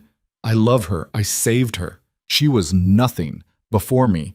She was a person. She still is, and she doesn't want you. That's because you turned her against me." The gun was shaking in Patterson's hand. "But I can fix this. We can go somewhere new, start over." "Alara," Lucian said, not taking his eyes off Patterson. "I need you to tell him." "I can't." "Yes, you can. He needs to hear it from you." There was a long moment of silence, then, barely audible, Alara's voice. "I don't want you, Michael. I never wanted you." Patterson's face crumpled. "You don't mean that. You're scared. You're confused." "I mean it." Her voice was getting stronger. "You hurt me. You controlled me. You made me afraid to exist. That's not love." "I protected you. You imprisoned me." She was standing now, still behind Lucian, but visible. "And I'm not going back. Ever. So you can shoot him. You can shoot me. You can do whatever you want. But I am never going back with you." The sirens were getting closer. Patterson looked between them, his face cycling through emotions. Anger, pain, desperation. Something that might have been understanding but probably wasn't. "You'll regret this," he said finally. "Both of you." Then he put the gun to his own head. "Don't." Lucian moved forward, but he was too far away and Patterson's finger was already on the trigger. Tony hit Patterson from the side like a freight train, tackling him to the ground. The gun went off, but the shot went wide, embedding in the wall. Then Tony had Patterson pinned, disarming him, while Danny and 3 other men appeared from nowhere to help secure him. Police cars screeched up seconds later, officers pouring out with weapons drawn. Lucian put his gun down carefully, hands visible, while they sorted through the chaos. Patterson was screaming incoherently, fighting against the restraints, completely gone. And Alara was on the floor, knees pulled to her chest, sobbing so hard her whole body shook. Lucian went to her, dropped to his knees beside her. Hey, it's over. You're safe." I can't breathe." "Yes, you can. Look at me. Breathe with me." He demonstrated, slow and steady, until she started to match his rhythm. "That's it. You're okay. You're safe." It took 20 minutes to calm her down enough to move. The police wanted statements, but Lucian called his lawyer first, made sure Alara had representation before anyone asked her anything. Patterson was taken away in handcuffs and what looked like a psychiatric hold. Assault with a deadly weapon, reckless endangerment, violating a restraining order. He'd be going away for years, if he was lucky. Finally, they were allowed to leave. Lucian got Alara into a car and back to the recovery center, where Dr. Chen was waiting with sedatives and a crisis counselor. "This is my fault," Alara kept saying. "I shouldn't have agreed to— Oh! This is Patterson's fault," Lucian interrupted. "Only his. You didn't do anything wrong. But if I hadn't gone outside, then he would have found another way. Men like him always do." He caught her hands, made her look at him. "You did nothing wrong. You hear me? Nothing." She nodded, but he could tell she didn't believe it. Dr. Chen took her inside, leaving Lucian standing in the parking lot with Tony and Danny. They looked as exhausted as he felt. "Hell of a morning," Tony said. "Yeah. He's going away for a long time. Between the assault charges and the psych eval, he's done." "Good." But Lucian didn't feel relieved. He felt hollowed out and tired and like he'd somehow failed despite Patterson being in custody. Because Alara was inside crying, traumatized all over again, and all his protection and planning hadn't prevented that. His phone rang. "Marco. Boss, we've got problems. Castellano's moving on our territory. Hit 3 of our operations while you were in Seattle. Says it's retaliation for you blowing off the meeting." Lucian closed his eyes. Right. The real world. The one he'd been ignoring while playing hero in Seattle. "How bad?" "Bad enough that we need to respond. Today." "I'll be on the next flight." He went inside to tell Alara he was leaving. She was in her room, eyes red and distant. "I have to go back to Chicago," he said. "Business emergency. But I'll be back as soon as I can." "It's fine. You have a life. I get it." "Alara, I'm serious. You've done so much already. You don't owe me anything else." "This isn't about owing. I want to make sure you're okay." "I'll be okay. Eventually." She tried to smile, failed. "Go take care of your business. I'll still be here when you get back." He wanted to argue, to tell her he wasn't abandoning her, that this was temporary. But the words stuck in his throat because Dr. Chen's question kept echoing. What happens when you can't be there? "I'll call you," he said finally. "Okay." He left before he could make promises he wasn't sure he could keep. The war with Castellano lasted 6 weeks and cost Lucian 3 warehouses, 2 reliable distribution routes, and 1 man he'd worked with for a decade. It should have had his full attention. It didn't. He was in a meeting with his lawyers discussing how to handle the legal fallout from a warehouse fire that definitely wasn't accidental when his phone buzzed with a text from Dr. Chen. "Alara's asking for you, says it's important. Give me a minute," he told the lawyers, stepping into the hallway to call the center. Dr. Chen answered on the first ring. "Mr. Vale, I'm glad you called. Alara's been struggling since the incident. She won't eat, barely sleeps. She keeps asking when you're coming back. I told her I'd be back as soon as I could. That was 3 weeks ago." Had it been 3 weeks? Lucian had been so buried in damage control and strategic responses that time had blurred. 3 weeks of putting out fires, negotiating truces that Castellano kept breaking, trying to keep his business from imploding while the old man threw tantrum after tantrum. "Let me talk to her," he said. There was shuffling, voices in the background. Then Ilar's voice, small and uncertain. "Lucian? Hey, I hear you wanted to talk. Are you coming back?" The question shouldn't have felt like an accusation, but it did. "I'm trying. Things here are complicated. More complicated than—" She stopped. "Never mind. It's not fair to ask that." "Alara, No, really. You have a life, a business. I get it. I just thought—" Another pause. "I thought maybe you'd check in more. But you've barely called." She was right. He'd been so focused on Chicago problems that Seattle had become background noise, a thing to handle later, when he had time, which was exactly what Dr. Chen had warned him about. "I'm sorry," he said. "You're right. I should have called more." "Why didn't you?" Because every time he thought about calling, he remembered her face in that coffee shop, the way she'd crumpled after confronting Patterson, the way his protection had ultimately led to her being more traumatized, not less. Because part of him wondered if she'd be better off without his interference, without the chaos he brought wherever he went. "I don't know," he said instead, "but I'm sorry." Silence on the other end. Then, Doctor, Chen says I need to start thinking about leaving here soon, finding permanent housing. But I don't know how to do that. I don't know how to live in the world by myself. You're not by yourself. Aren't I? You're in Chicago dealing with your business. Dr. Chen keeps talking about transitioning me to outpatient care. Everyone keeps saying I need to start building independence, but I don't even know what that looks like. There was genuine fear in her voice, the kind that came from staring at an uncertain future with no roadmap. Lucian understood that feeling better than he wanted to admit. Okay, he said. Okay, give me 48 hours to handle things here, then I'm coming back. We'll figure this out together. You don't have to. I want to. I should have done it 3 weeks ago. What about your business? It'll keep. He looked back in the conference room where 3 lawyers were billing him hundreds of dollars an hour to wait. Some things are more important. He hung up and went back inside, where the lawyers immediately started talking about liability and insurance claims and criminal charges. Lucien let them talk for about 30 seconds before cutting them off. New plan. Whatever we can't resolve in the next 48 hours gets tabled. Marco's going to handle the rest. The senior lawyer blinked. Mr. Vale, we're in the middle of I know what we're in the middle of, and I'm telling you, we're wrapping it up. Figure out what absolutely needs my attention in the next 2 days and prioritize that. Everything else waits.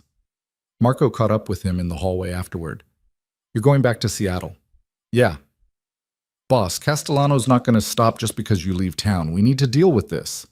So deal with it. You know what I'd do in any given situation.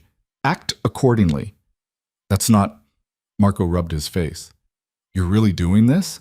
Walking away in the middle of a crisis for some girl you barely know? Lucien stopped walking and turned to face his oldest friend. That girl risked her life standing up to her abuser because I asked her to trust me. And then I left her sitting in a recovery center wondering if I actually meant any of my promises. So yeah, I'm going back. You got a problem with that? Marco held his gaze for a moment, then shook his head. No. No problem. Just hope you know what you're doing. That makes 2 of us. The next 2 days were a blur of meetings and decisions and delegation.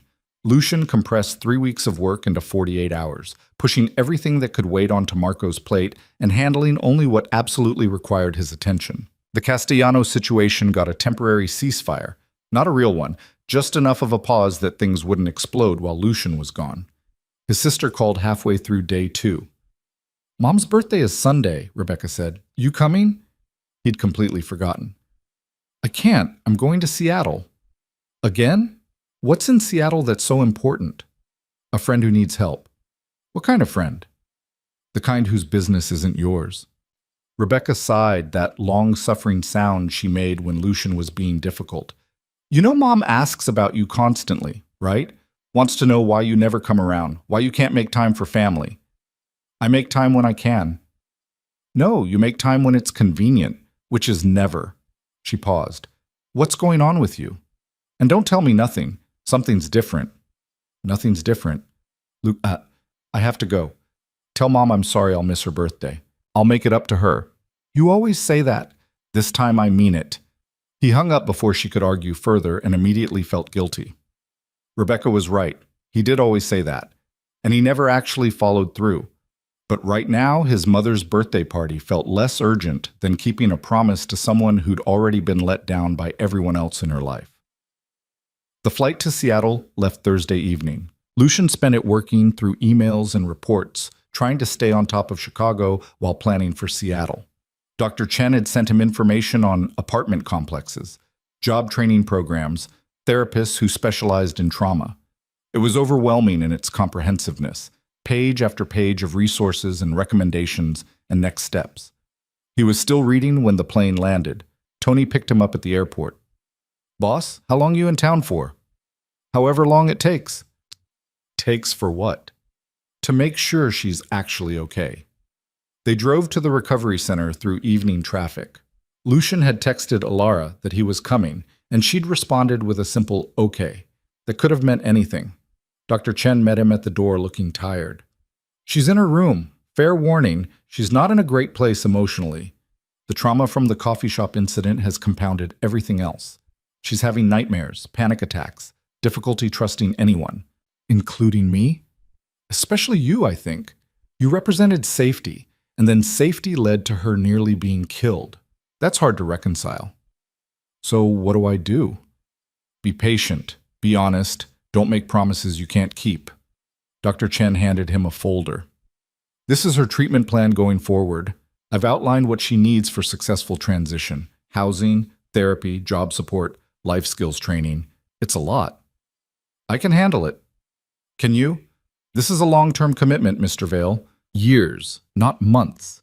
And it requires consistency. She needs to know you're not going to disappear every time your business gets demanding. I'm here now. You are. But for how long? It was the same question everyone kept asking, and he still didn't have a good answer. Long enough. He found Alara in her room, sitting on the bed with her knees pulled up, staring at nothing. When she saw him, something flickered across her face. Relief, maybe, or anger, or both. You came back, she said. I told you I would. You also said you'd call more. That didn't happen. He sat in the chair by the window, leaving space between them. You're right. I got caught up in handling problems in Chicago, and I let this slide. That's on me. This, she said the word like it tasted bitter. You mean me? I'm the thing that slid. That's not what I meant. Then what did you mean? Because from where I'm sitting, you showed up, played hero, made a bunch of promises, then disappeared for 3 weeks while I sat here trying to figure out if any of it was real. Her voice was getting louder, sharper, all the fear and abandonment channeling into anger. Lucian had seen this before in other contexts, the moment when someone realized they'd trusted the wrong person and decided to burn it all down before they got hurt worse. It was real, he said quietly. It is real. I'm here. For how long? Until your next crisis? Until something more important comes up? There's nothing more important than making sure you're okay. Don't lie to me. She stood up, pacing. I saw your face that day, after the coffee shop. You looked at me like I was broken beyond repair, like helping me was this massive burden you'd taken on and regretted. That's not... Then what? What was that look? He met her eyes, decided to give her the truth, even if it was ugly. I looked at you and saw someone I'd failed. I brought you into that situation. I told you it would be safe, and you almost died because I underestimated how far Patterson would go. So you felt guilty. Yes. And that's why you stayed away, because looking at me reminded you that you failed. That's part of it. She laughed, but there was no humor in it. Great. So I'm not even a person to you. I'm just evidence of your mistakes. That's not true. Then what am I? She stopped pacing, faced him directly. What am I to you, Lucian? Really? Because I need to know if I'm a project you're going to abandon when it gets too hard, or if you actually see me as a human being worth caring about. The question hung between them, heavy and demanding. Lucian had spent weeks avoiding it, telling himself he was just helping someone in need, that his motivations didn't matter as long as the outcome was good. But she deserved better than his avoidance. You're someone I saw asking for help when no one else noticed, he said slowly. Someone brave enough to take a chance on a stranger. Someone who survived things that would break most people. And yeah, maybe at first you were a way for me to balance some cosmic ledger, to prove I could save someone after failing before. But you're not that anymore. Then what am I now? Someone I care about. Someone whose safety and happiness actually matter to me. Not because it makes me feel better about myself, but because you matter. Period. She stared at him, searching his face for the lie. I don't know if I believe you. Okay. Okay? That's it? What do you want me to say? I can't make you trust me. I can just show up and try to be consistent and hope that eventually you see I mean what I say. He stood up. Dr. Chen says you need to transition out of here soon. Start building a real life. So here's what I'm proposing. We find you an apartment, somewhere safe, somewhere you like. We set you up with a therapist you can see long term. We figure out what you want to do, job, school, whatever. And we make that happen. And I stick around to make sure you're actually okay. For how long? However long you need. What if I need years? Then years. What if I never get better? What if I'm always this broken, scared person who can't function without someone holding her hand? Then we'll figure that out too. But I don't think you're as broken as you think you are. She wrapped her arms around herself. I had a panic attack in the grocery store yesterday. Doctor, Chen took me out to practice being in public, and I made it exactly 7 minutes before I couldn't breathe and had to leave. 7 minutes, Lucian. How am I supposed to build a life when I can't even handle a grocery store? 1 day at a time. 1 minute at a time if that's what it takes. That sounds exhausting. It is, but it's also how recovery works. There's no magic switch that makes everything better. You just keep trying, keep pushing a little further each time, until one day you realize you made it 8 minutes instead of 7. She sat back down on the bed, some of the fight draining out of her. I'm so tired of being scared. I know. Do you? Because you seem like someone who's never been afraid of anything. He almost laughed at that. I'm afraid of plenty of things. Failure. Letting people down. Becoming my father. The list is long. What was your father like? It was the first personal question she'd asked him, and he wasn't sure how to answer. Complicated. Brilliant in business, terrible at everything else. He had this way of making you feel like nothing you did was ever good enough, like you were constantly disappointing him just by existing. Is that why you work so hard? Trying to prove him wrong? Probably. He's been dead for 8 years and I'm still trying to prove I'm worth something. Stupid, right? Not stupid. Human. She looked at him with something that might have been understanding. We're both pretty messed up, aren't we? Yeah, but at least we're honest about it. They sat in silence for a moment, the anger and defensiveness fading into something more genuine. Finally, Alara said, I want to try. The apartment, the therapy, all of it. But I need you to promise me something. What? Don't make me depend on you and then leave. If you're going to be part of this, be all the way in. Not halfway, not when it's convenient, all the way. Because I can't survive being abandoned again. It was a fair request and a terrifying one. Being all the way in meant reorganizing his entire life, meant making her recovery a priority over everything else, meant admitting that she'd become important to him in ways he hadn't planned for. Okay, he said, I'm all the way in. You promise? I promise. She nodded slowly like she was testing the weight of his words. Okay, then let's do this. Over the next 2 weeks, they built a routine. Lucian extended his stay in Seattle indefinitely, handling Chicago business remotely while spending his days with Alara. They looked at apartments, 12 of them before she found one that didn't make her feel trapped. A one-bedroom on the 3rd floor of a building with good security and windows that let in lots of light. This one, she said, standing in the empty living room. This feels right. You sure? We can keep looking. I'm sure. He paid 6 months' rent up front, arranged for furniture delivery, set up utilities. Alara watched all of this with a mixture of gratitude and discomfort. This is too much, she said as he was signing the lease. I can't pay you back. Not asking you to. But, Alara, let me help. Please. She bit her lip. I'm not good at accepting help. Yeah, well, I'm not good at asking for it. We're a matched set. They spent 3 days furnishing the apartment. Alara had opinions about everything. What color couch, which style of dishes, where the bookshelf should go. Lucian found himself enjoying it more than he should have. This glimpse into who she was when she wasn't consumed by fear. She liked bright colors and soft textures. She wanted plants everywhere. She spent 20 minutes debating between 2 nearly identical lamps. They're the same lamp, he said finally. They're completely different. This one has a warmer tone. They're identical. You have no eye for design. I have an eye for not spending 45 minutes on lamps. She bought both lamps just to prove a point. On the 4th day, she was supposed to move in. Dr. Chen came with them, providing support as Alara transitioned from the center to independent living. They carried boxes up 3 flights of stairs. Alara insisted on helping despite having very little to move, and by early evening, the apartment looked lived in. How does it feel? Dr. Chen asked. Alara stood in the middle of her new living room, surrounded by furniture she'd picked and plants she'd chosen, and lamps she'd spent too long deciding on. Weird. Good weird, but weird. That's normal. It's a big change. Yet, what if I can't do it?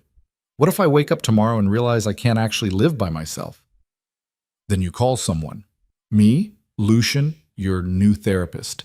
You're not alone in this. After Dr. Chen left, Lucian stayed to help Alara unpack the last few boxes. They worked in comfortable silence, putting books on shelves and clothes in drawers. Normal tasks that felt weirdly significant. "I got you something," he said, pulling a wrapped box from his bag. She looked suspicious. "What is it?" "Open it." Inside was a phone, newer model, already activated and programmed with important numbers. Dr. Chen, her new therapist, a crisis hotline, and Lucian's number marked simply as L. "I know you have a phone," he said, but Patterson knew that number. "This one's clean, fresh start." She turned it over in her hands. "You programmed yourself in as just L?" Seemed appropriate. "I would have gone with grumpy benefactor, but okay." He almost smiled. "You making jokes. That's new? Don't get used to it." But she was smiling too, just slightly. "Thank you for the phone, for all of this." "You're welcome. I mean it. I know I've been difficult. You've been traumatized. There's a difference. Still, you didn't have to do any of this. Most people wouldn't. Most people aren't in a position to help." "And you are? In a position to help?" It was a loaded question. She was asking about more than just his financial resources, and they both knew it. "Yeah," he said, "I am." She set the phone down carefully. "Can I ask you something?" "Sure." "What happens when I don't need help anymore? When I'm stable and independent and have my life together? Do you just leave?" It was the same question Dr. Chen had asked, the one he'd been avoiding. "Is that what you want, for me to leave when you're better?" "I don't know. I'm trying to figure out what this is, what we are." She gestured between them. "You're not my therapist or my social worker or my... I don't know. I don't know what you are. Does it need a label? It might help." He thought about that. What were they? Not friends exactly, though maybe moving in that direction. Not therapist and patient. Dr. Chen was right about professional boundaries. Not family, though sometimes it felt like they were building something familial in how they looked out for each other. "I'm someone who cares whether you're okay," he said finally. "Someone who wants to see you build a good life. Whatever label fits that, that's what I am." She nodded slowly. "Okay, I can work with that." His phone buzzed, a text from Marco. "Castellano's breaking the ceasefire. Hit 2 more locations. We need you here." Lucian looked at the message, then at Alara unpacking books in her new apartment. Dr. Chen's words echoed. Consistency. Being there. Not disappearing when things got demanding. "You have to go," Alara said, reading his expression. "Back to Chicago." It's okay. I know you have a business. I'm not expecting you to stay in Seattle forever. But I need to learn to be okay on my own. That's kind of the point, right? She tried to smile, but it wobbled. "Go handle your crisis. I'll be fine." "Alara, really, go. I've got Dr. Chen's number and the new therapist starts next week, and I'm in my own apartment like a real person. I can handle one night alone." He wanted to argue, but Marco was texting again, this time with photos of damage that looked expensive. And Alara was right. She did need to learn independence. Hovering over her wasn't helping either of them. "Okay," he said, "but I'm calling you tomorrow, and I'm coming back next week." "You don't have to." "I want to. I promised I'd be all the way in. That doesn't change because I'm in a different city." She walked him to the door. "Lucian? Yeah? Thank you for everything, for seeing me at the airport, for not giving up when I was difficult, for this." She gestured at the apartment. "For giving me a chance to actually live." "You're worth it," he said simply. Then he left before he could second-guess himself, before he could make more promises or stay longer, or blur the lines between helping and becoming too involved. The flight back to Chicago gave him 3 hours to compartmentalize, to shift from the person he was in Seattle back to the person he needed to be in Chicago. Marco picked him up at O'Hare with bad news. "Castellano's not stopping. He's hitting us everywhere, telling people we're weak, that we can't protect our territory." Then we respond. "How hard?" Lucian thought about Alara, about the look on her face when she'd asked what he was to her, about the promise he had made to be all the way in, to be someone worth trusting. "Hard enough to make it stop," he said. "But clean. No bodies if we can avoid it. I'm tired of cleaning up blood." Marco gave him a look. Who are you, and what did you do with my boss? Funny. Set up a meeting with Castellano. Final offer. He backs off, or we make him back off. The meeting happened 2 days later in the same restaurant where they'd made their first deal. Castellano showed up with twice as many men as before, clearly expecting a fight. Vale, he said, not bothering with pleasantries. You've got some nerve showing your face. Vincent, we can end this right now. You walk away from my territory, I walk away from yours. Clean slate. Why would I do that when I'm winning? You're not winning. You're costing both of us money and time. I hit 2 of your locations for every one you hit of mine. We can keep trading blows until we're both bleeding out, or we can be smart about this. Castellano leaned back, studying him. You're different. Something changed. I got tired of stupid conflicts. Or maybe you got soft. Word is you've been spending time in Seattle. Got some girl out there you're playing house with. Lucian's jaw tightened. My personal life isn't your concern. It is when it makes you weak, when it makes you lose focus. Castellano smiled, ugly and knowing. That's your problem, Vale. You're trying to be 2 people, the businessman and the savior. Can't be both. Eventually you have to choose. Maybe I already did.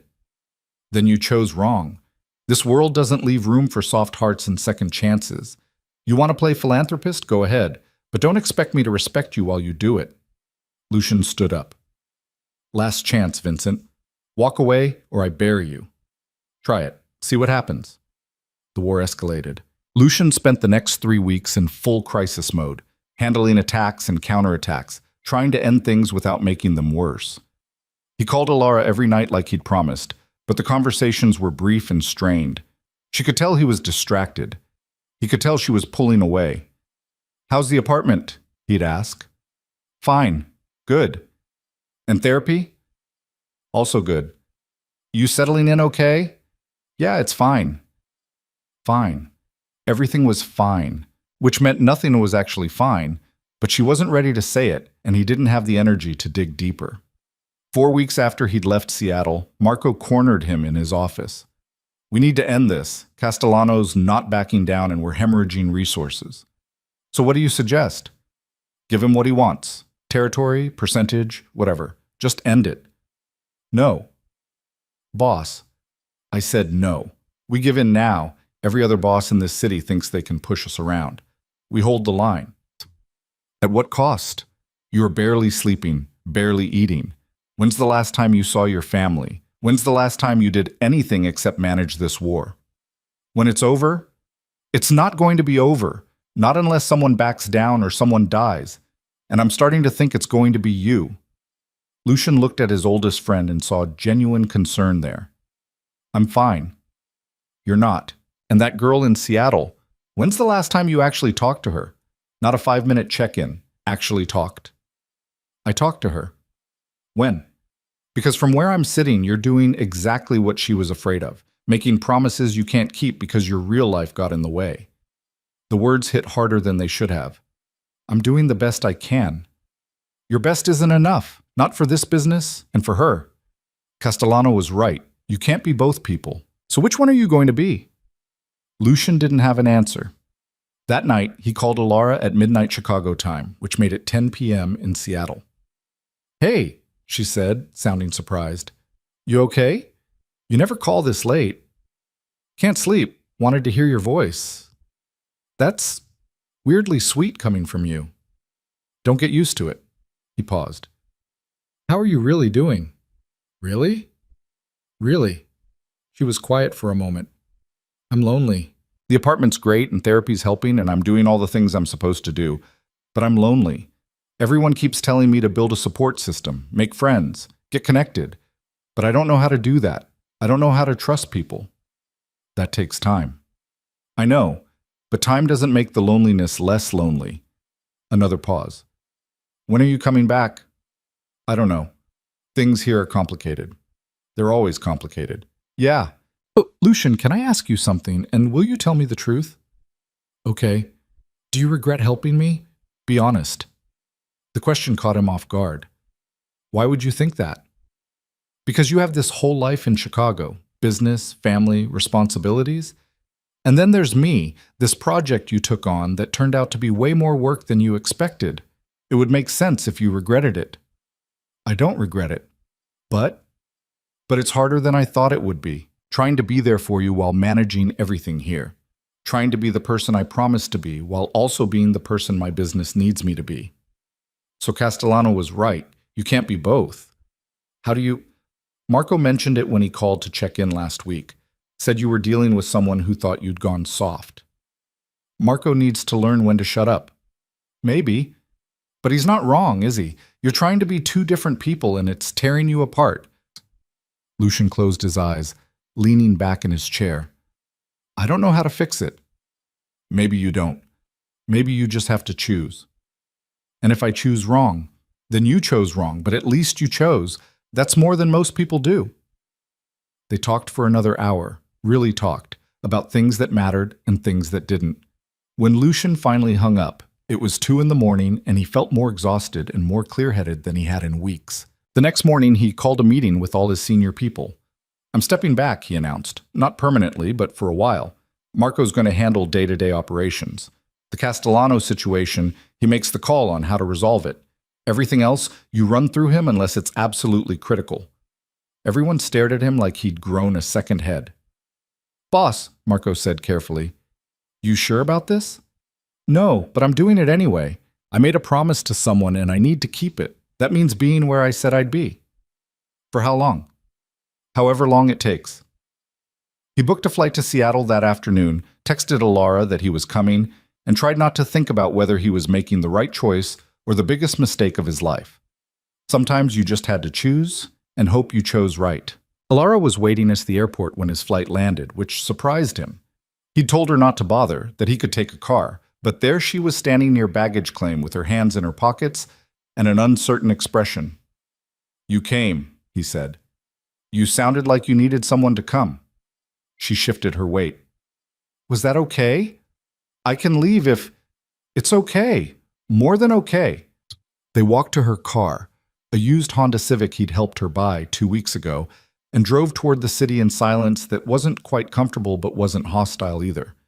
Finally, she said, What happened in Chicago? I delegated. Told everyone I was stepping back for a while. How'd that go over? About as well as you'd expect. Marco thinks I've lost my mind. My lawyers are concerned. My sister stopped speaking to me after I missed our mother's birthday dinner for the 3rd time. And Castellano? Marco's handling it. I told him to end it however he sees fit. She glanced over at him. That must have been hard, giving up control. Terrifying, actually. But you were right. I can't be two people. So I chose. Me over your business? My word over my pride. He looked out the window at Seattle passing by. I promised I'd be here. That meant actually being here, not just showing up when it was convenient. What if I told you I don't need you here anymore? What if stepping back was for nothing? He considered that. Then at least I'd know I kept my promise. She pulled into the parking lot of her apartment building and turned off the engine. I lied earlier. I do need you here. I'm just scared of what that means. Scared how? Scared that I'm becoming dependent on you. That I'm replacing one cage with another, even if this one's prettier. She stared straight ahead, hands gripping the steering wheel. Dr. Chen says I need to learn to stand on my own. But every time something hard happens, you're the first person I want to call. That can't be healthy. Why not? Because you're not always going to be available. Because people leave. Because building my entire recovery around one person is setting myself up for disaster. Lucian had no good counter-argument for that. She was probably right. Hell, doctor. Chen had been saying the same thing for weeks. But knowing she was right and knowing what to do about it were different things. So what do you want? He asked. I don't know. I want you here, but I want to be strong enough not to need you. I want support, but I want independence. I want... She laughed, but it came out bitter. I want things that contradict each other. Welcome to my brain. Mine's not much better. They sat in her car for another few minutes before heading upstairs. The apartment looked different than it had 5 weeks ago. More lived in, more personal. Photos on the walls, books scattered on the coffee table. dishes in the sink that suggested she was actually using the kitchen. "It looks good," he said. "Looks like you." "I had a panic attack in the bathroom last week. Couldn't leave the apartment for 2 days after." "But you did leave eventually." "Yeah, Dr. Chen came over and we walked around the block together. Then the next day I did it alone." She moved into the kitchen, started making coffee without asking if he wanted any. Baby steps, right? That's what everyone keeps saying. Baby steps toward being a functional human. You're already functional. "I'm pretending to be functional. There's a difference." She handed him a mug. "I started a job last week, bookstore downtown, 4 hours a day, 3 days a week. My therapist thought it would be good for me." "How's it going?" "I cried in the stockroom on day 2 because a customer yelled at me about a book being out of stock. My manager found me and was very nice about it, which somehow made it worse." She sat on the couch, pulling her knees up. "But I went back the next day, and the day after that, so I guess that's progress." "That's definitely progress." "Is it?" "Because it feels like I'm constantly one bad moment away from falling apart completely." "That's not falling apart. That's being human." She looked at him over the rim of her coffee mug. "When did you become the optimistic one?" "I'm not optimistic. I'm realistic. Recovery isn't linear, it's not pretty, and it sure as hell isn't easy. But you're doing it anyway." "Because I don't have a choice." "Everyone has a choice. You could have given up 100 times by now. You haven't." She was quiet for a moment. "Patterson's trial is next month. The prosecutor wants me to testify." Lucian felt his stomach drop. "You don't have to." "I know. They have enough evidence without me. The assault at the coffee shop, the restraining order violation, the weapons charges. But the prosecutor says my testimony would help, would show the pattern of behavior, the history." She set her mug down. "I don't know if I can do it. Stand in a courtroom and talk about everything while he sits there watching." "What does your therapist say?" "That it's my choice. The testifying might be empowering or it might be re-traumatizing. No one can predict which." She looked at him. "What do you think I should do?" "I think you should do whatever feels right for you." That's a cop-out answer. It's the honest answer. "I can't tell you what's right for you, Alara. Only you can figure that out." She nodded slowly. "If I testify, will you be there? In the courtroom?" "If you want me there, I'll be there." "I want you there." "Then I'll be there." Over the next 3 weeks, they fell into a rhythm.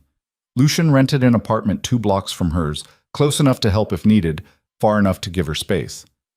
He handled Chicago business remotely, trusting Marco more than was probably wise, but not having much choice. Alara went to work at the bookstore, went to therapy twice a week, slowly built a life that looked almost normal from the outside. They had dinner together most nights, sometimes at her place, sometimes at his, once or twice at restaurants when she felt brave enough to handle public spaces. The conversations got easier, less weighted with trauma and obligation, more like 2 people getting to know each other without crisis driving everything. "Tell me about your family," she said one night over Thai takeout. "Not much to tell. Sister, mother, dead father who cast a long shadow." "You never talk about him." "Not much worth saying." "Try anyway." So he did. Told her about growing up with a father who measured worth in profit margins and saw weakness in anything that looked like compassion, about the impossible standards and the constant disappointment, about building an empire just to prove he could, then realizing the old man was dead and didn't care anyway. "That sounds exhausting," Alara said. "It was. Still is sometimes. Is that why you helped me? Trying to prove you're not him?" "Maybe. Or maybe I'm trying to prove I can be better than him." "Are you? Better than him?" Lucian thought about that. About the business he ran, the gray areas he operated in, the things he'd done that wouldn't stand up to moral scrutiny. "I'm trying to be." "That counts for something." "Does it?" "I think so. Intention matters. Effort matters." She picked at her pad thai. "My therapist has me working on this thing where I separate who I am from what happened to me. Like what Patterson did doesn't define me. I'm not just a victim. I'm a person who had terrible things happen to her, but who's also other things too." "What other things?" "I don't know yet. That's the hard part. I spent so long just surviving that I forgot who I was before. Or maybe I never knew." She looked at him. Who are you when you're not being the powerful businessman or the person helping me? Honestly, I have no idea. We should figure it out, both of us. How? I don't know. Do normal people things. Go to museums, take walks, have conversations that aren't about trauma or business or recovery. She smiled slightly. Be boring together. So they tried that. Went to Pike Place Market on a Saturday morning and got caught in the tourist crowds. Visited the art museum where Alara spent 40 minutes staring at a single painting while Lucian pretended to understand what she saw in it. Took a ferry across the Sound just to watch the water and not talk about anything important. Slowly, carefully, they built something that looked like friendship. Maybe more than friendship, though neither of them was ready to examine that too closely. The trial date arrived faster than Alara wanted and slower than she could stand. The night before, she called Lucian at 2 a.m. I can't do this, she said without preamble. I thought I could, but I can't. Okay, then don't. But the prosecutor, doesn't matter. This is your choice. If you're not ready, you're not ready. But what if I'm never ready? What if I'm just using that as an excuse to avoid something hard? Then you avoid it. Alara, you don't owe anyone your trauma. Not the prosecutor, not the court, not me. If testifying helps you heal, do it. If it doesn't, don't. She was quiet for a long moment. Will you still come? Even if I decide not to testify? I'll be there either way. The courthouse was downtown, a gray building that looked like every other government structure. Alara wore a blue dress her therapist had helped her pick out. Professional but not severe. Something that made her look like a person instead of just a victim. Lucian met her in the lobby wearing a suit that probably cost more than most people's cars. You look terrified, he said. I am terrified. Want to leave? Yes, but I'm not going to. The prosecutor met them outside the courtroom.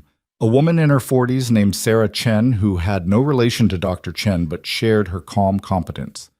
You don't have to do this, she told Alara. We have a strong case without your testimony.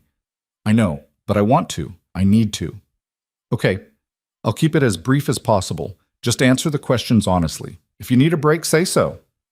Alara nodded, her face pale but determined. Lucian wanted to tell her she didn't have to be brave, that running was okay, that no one would think less of her. But she'd made her decision and he needed to respect it. The courtroom was smaller than he'd expected. Patterson sat at the defense table in an orange jumpsuit, his lawyer beside him. When Alara walked in, Patterson's head snapped up and his face twisted into something ugly. She saw him, froze for just a second, then kept walking to the witness stand. Lucian sat in the gallery, close enough that she could see him if she needed to, far enough that he wasn't hovering. Marco had texted that morning with updates from Chicago. Castellano had agreed to terms, the war was over, but it felt distant and unimportant compared to watching Alara raise her right hand and swear to tell the truth. The prosecutor started with easy questions. Name, age, where she lived, then harder ones. How did you meet Mr. Patterson? When did things change? What happened at the airport? Alara's voice was quiet but steady. She described months of isolation and control, explained how he'd taken her documents and convinced her no one would help. She talked about the basement, the chain, the constant fear. Patterson's lawyer cross-examined. Tried to suggest she'd gone willingly, that she could have left at any time, that maybe she was exaggerating. Alara held her ground, answering each question with a calmness that probably cost her everything she had. Did you love Mr. Patterson? The defense attorney asked. No, but you stayed with him for months. I was afraid he'd kill me if I tried to leave. Did he ever explicitly threaten to kill you? He didn't have to. The chain in the basement was threat enough. When it was over, Alara stepped down from the witness stand on shaking legs. She made it halfway to the courtroom doors before her knees gave out. Lucian caught her before she hit the floor, guided her to a bench in the hallway. I did it, she said, staring at nothing. I actually did it. You did. He looked so small, sitting there in handcuffs. I spent months being terrified of him, and he just looked small and pathetic. That's what he is. Small and pathetic. He just convinced you he was bigger. She started crying then, the release of tension and fear she'd been holding since the coffee shop. Lucian sat beside her and let her cry, didn't try to fix it or minimize it, just was there while she fell apart and put herself back together. The verdict came 3 days later. Guilty on all counts. Patterson would spend the next 15 years in prison, possibly longer with the psychiatric evaluation pending. Alara got the call from the prosecutor while she was at work. She finished her shift, walked home, and texted Lucian. "It's over." He found her in her apartment, sitting on the floor, surrounded by papers. "What's all this?" "Applications? For school. My therapist suggested I think about what I want to do long term, so I'm thinking." He sat down across from her. "What are you thinking about?" "Social work, maybe, or counseling, something where I can help people who've been through what I went through." She picked up one of the applications. "Is that stupid? Thinking I could help others when I can barely help myself?" "Not stupid. Ambitious maybe, but not stupid. My therapist says it's common for survivors to want to help others, like we're trying to make meaning out of what happened." "Sounds reasonable. Or maybe I'm just trying to prove I'm not broken." She set the application down. "Patterson's going to prison for 15 years. I should feel relieved, right? I should feel like it's finally over, but I don't. I just feel tired." "That's normal too. When does it stop being normal and start being a problem?" "I don't know, but I think you'll figure it out." She looked at him then, really looked, and something shifted in her expression. "You've been here for 3 months, just here. Not pushing, not demanding anything, just being here while I figure my life out. Why?" "Because I said I would be." "That's not a real answer." "It's the only answer I have." "Lucian." She said his name like a challenge. "Why did you really help me?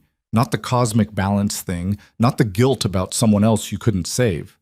The real reason." He'd spent months avoiding this question, deflecting with half-truths and avoidance.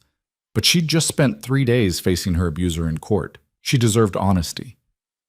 "Because when I saw you at that airport," he said slowly, "I saw someone asking for help when no one else was paying attention. And I'd spent so long being the kind of person who looks away from other people's problems that I didn't want to be that person anymore. So I didn't look away. And then you became..." He paused, searching for words. "You became someone I care about. Someone whose happiness actually matters to me. Not because it makes me feel better about myself, but because you matter. And I wanted to see you build a life where you could be happy. Are you in love with me?" She asked it directly, no build-up or softening. "I don't know, maybe. Does it matter?" "It might." "Why?" "Because I think I might be falling for you too, and I don't know if that's real or if it's just trauma bonding or if I'm confusing gratitude with something else." She wrapped her arms around herself. "My therapist says I need to be careful about jumping into relationships too quickly after trauma. Says I need to be stable on my own before I can be healthy with someone else." "Your therapist is probably right." "Probably, but that doesn't change how I feel." They sat there on her apartment floor, surrounded by college applications and uncertainty, and Lucian realized they'd reached a crossroads. One direction led toward something that might be love, but might also be unhealthy dependence. The other led toward her independence and growth, and maybe them drifting apart. "What do you want?" he asked. "I want to finish healing. I want to go to school and figure out who I am and build a life that's actually mine." She met his eyes. "And I want you in it. But I don't know how to make both those things work. So we figure it out, together." "How?" "Honestly, I have no idea. But we've figured out harder things." She almost smiled at that. "Have we?" "You're alive, safe, and applying to college. I'm learning to delegate and trust people. We've come pretty far from that airport." "Yeah, we have." Over the next year, they figured it out. Alara enrolled in community college, taking classes in psychology and social work. She kept working at the bookstore, kept going to therapy, slowly built a support system that didn't revolve entirely around Lucian. She made friends with a coworker named Maria, who knew nothing about her past and liked her anyway. She joined a survivors group and started volunteering at a crisis center. Lucian split his time between Seattle and Chicago, learning to run his business remotely and trust Marco with decisions he used to hoard. He went to his mother's birthday dinner and actually stayed the whole time. He had dinner with Rebecca once a month and slowly rebuilt a relationship with his sister that didn't revolve around obligation and guilt. The Castellano situation resolved itself. Marco had negotiated a territorial agreement that left both sides reasonably satisfied. Other problems emerged and got handled. The business kept running, surprisingly well, without Lucian micromanaging every detail. And through it all, he and Alara navigated whatever they were becoming. Some days it felt like friendship. Other days it felt like more. They didn't label it, didn't push it, just let it develop at its own pace. 2 years after the airport, Alara graduated with her associate degree. Lucian flew in for the ceremony, sat in the audience with Dr. Chen and Maria and Alara's volunteer coordinator, and watched her walk across the stage. She'd grown into herself in ways he couldn't have predicted. More confident, more grounded, no longer defined by what had happened to her. After the ceremony, she found him in the parking lot. "You came," she said. "Of course I came. I wasn't sure you would. You've been in Chicago a lot lately. I wouldn't miss this." She looked different in her cap and gown. Older somehow. More settled into who she was becoming. "I'm transferring to the university in the fall," she said. "Full bachelor's program in social work. They offered me a scholarship." "That's incredible." "Yeah, it is," she paused. "I've been thinking about something my therapist said a while back, about how I needed to be stable on my own before I could be healthy with someone else." "I remember. I think I'm there. Stable, I mean. Not perfect, not healed completely, but stable enough." She took a breath. "So I wanted to ask you something. If we tried this, actually tried being together, not just whatever we've been doing, would you want that?" Lucian looked at her standing there in her graduation gown, asking him directly for something she wanted, instead of waiting for permission. It was such a change from the scared girl at the airport that it made his chest tight. "Yeah," he said. "I'd want that. Even knowing I'm still going to have bad days? That recovery doesn't have an endpoint? Even knowing that. And you're not going to disappear on me when things get hard?" "I'm not going to disappear." She smiled then, genuinely smiled, and it transformed her face. "Okay, then let's try." They did try. Dated like normal people with dinners and movies and conversations about things that had nothing to do with trauma or recovery. It wasn't perfect. She still had panic attacks sometimes. Still had days when the past felt too heavy. He still struggled with control issues, still threw himself into work when feelings got too complicated. But they figured it out. Learned each other's patterns, learned when to push and when to give space. Built something that looked like love, even if neither of them was entirely sure what that meant. 3 years after the airport, Lucian stood in Alara's apartment, a bigger place now, one she'd chosen and furnished and made entirely hers. She'd graduated with her bachelor's degree 6 months ago and just gotten hired full-time at a crisis center. She was good at it, people said, had a way of connecting with survivors that came from genuine understanding. "I'm thinking about starting a foundation," he said over dinner one night. "What kind of foundation?" "Support for trafficking survivors. Housing, therapy, job training, education. Everything you had access to, but available to everyone who needs it." She set down her fork. "That's ambitious." "So are you, and it's working out." "I'm one person. You're talking about helping hundreds, maybe thousands. So we start small and scale up." He'd been thinking about this for months, working through logistics and funding and staffing. "I want to do something that matters, something that actually makes a difference. And this seems like a place to start." "You're really serious about this." "Completely serious." She was quiet for a moment, then said, "Okay, then let's do it. You'll help?" "Of course I'll help. This is what I'm trained for."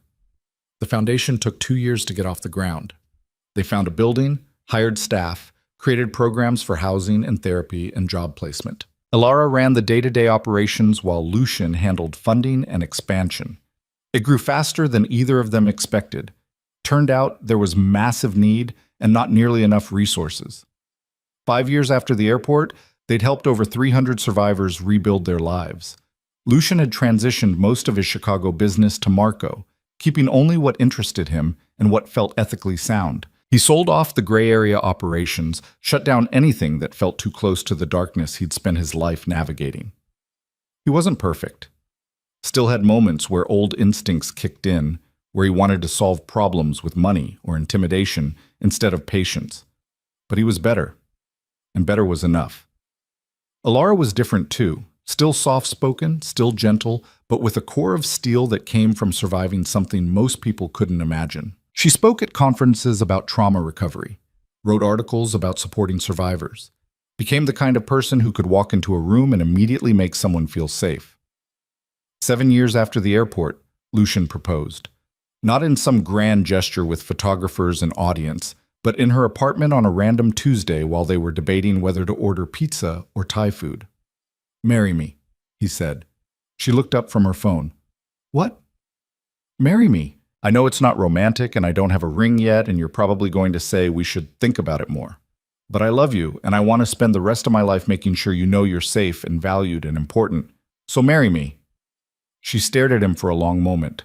Then she smiled. "Okay. Okay? Yeah, okay. Let's get married." "Just like that?" "Just like that. You kept every promise you made to me. Why would marriage be different?" They got married 6 months later in a small ceremony with family and friends. Marco was Lucian's best man. Maria and Dr. Chen stood with Alara. Rebecca cried through the whole thing. Lucian's mother told anyone who would listen that she'd always known her son had a good heart under all that business nonsense. 10 years after the airport, the foundation had expanded to 4 cities. They'd helped over 2,000 survivors rebuild their lives. Some went to college, some found jobs. Some just learned to exist without constant fear. All of them got the support Alara had gotten, the housing, the therapy, the time and space to heal. Alara ran it all with the kind of quiet competence that made people want to follow her lead.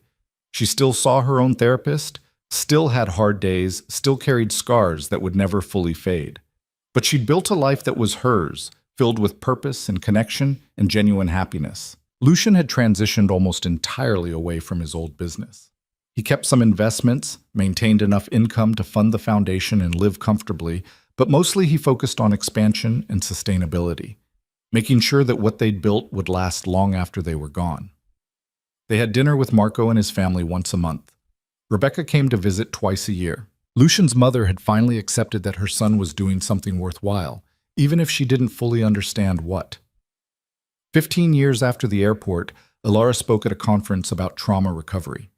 Lucian sat in the audience and listened to her describe the girl she'd been, terrified, trapped, making a desperate signal for help, and the woman she'd become. She talked about recovery as a journey, not a destination. About how healing wasn't about erasing the past, but learning to carry it without letting it define you. "Someone saw me," she said to the audience of therapists and social workers and survivors. "One person in a crowded airport noticed a 3-second signal and decided to do something about it. That decision changed my entire life. Not because he saved me. I did the work of saving myself. But because he gave me the chance to do that work. He gave me safety and time and resources and support. And eventually, I learned to stand on my own." After the conference, they walked along the Seattle waterfront, the same city where she'd been held captive, where she'd testified against her abuser, where she'd built a new life from nothing. "You think Patterson knows?" she asked. "About the foundation? About what we're doing?" "Probably not. He's been in prison for 15 years. Probably doesn't think about us at all." "Good.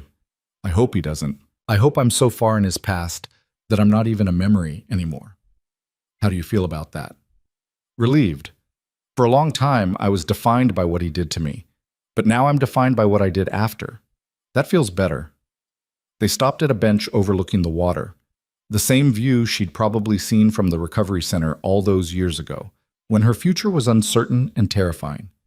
"Do you ever regret it?" Lucian asked. "Testifying, staying in Seattle, all of it? You could have disappeared, started over somewhere he'd never find you." "I thought about it. A lot, actually. Especially at the beginning." She leaned against him.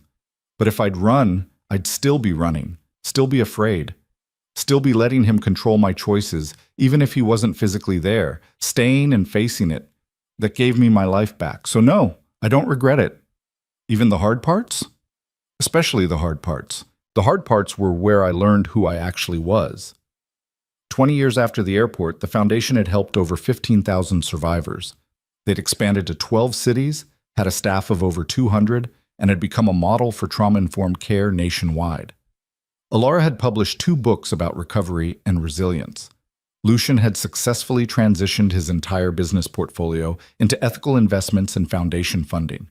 They had arguments sometimes about priorities and resources and how to handle difficult cases, about Lucian's tendency to throw money at problems instead of addressing root causes, about Alara's habit of taking on too much and burning herself out. But they figured it out. 20 years of practice had taught them how to navigate disagreements without damage, how to support each other without enabling unhealthy patterns, how to be partners in the truest sense. Marco retired, handed his portion of the Chicago operations to his son, and moved to Florida. Rebecca's kids graduated college. Lucian's mother passed away peacefully at 87, still telling anyone who would listen about her son's important charity work. 25 years after the airport, Alara and Lucian stood in a conference room with city officials and philanthropists, announcing the opening of their newest crisis center. It would provide emergency housing, therapy, legal support, and job training to 200 survivors at a time. During the press conference, a reporter asked Alara how she'd gotten into this work. "I was one of them," she said simply. "A survivor who got help from someone who noticed I needed it. And I decided to spend the rest of my life making sure other people got the same chance I did." "Can you tell us about who helped you?" She looked at Lucian standing off to the side, same as he'd been standing in countless rooms over the years, present but not central, supportive but not controlling. "Someone who saw a woman making a silent call for help and decided not to look away," she said. "Someone who kept showing up even when it was hard. Someone who taught me that one moment of paying attention can change everything." That night, back in their house overlooking the Sound, Lucian found Alara in her office working on the next book. "You were good today," he said. "I was honest. That's not the same thing." "It's better." She saved her document and turned to face him. "Do you ever think about how different things would be if you'd looked away that day? If you'd been too busy or too distracted or just not paying attention?" "Sometimes. Usually when I can't sleep. What do you think?" "I think we both got lucky. You got someone who noticed and had resources to help. I got a reason to be better than I was. We weren't lucky. We worked our asses off." "That too." She stood up, crossed to where he was standing. 25 years, and he still sometimes saw the scared girl from the airport in her face. But mostly he saw the strong woman she'd become. The director, the author, the advocate, the wife, the person who'd survived hell and built something meaningful from the ashes. "Thank you," she said. "For what?" "For seeing me. For not looking away. For keeping every promise even when it was hard. For building this life with me.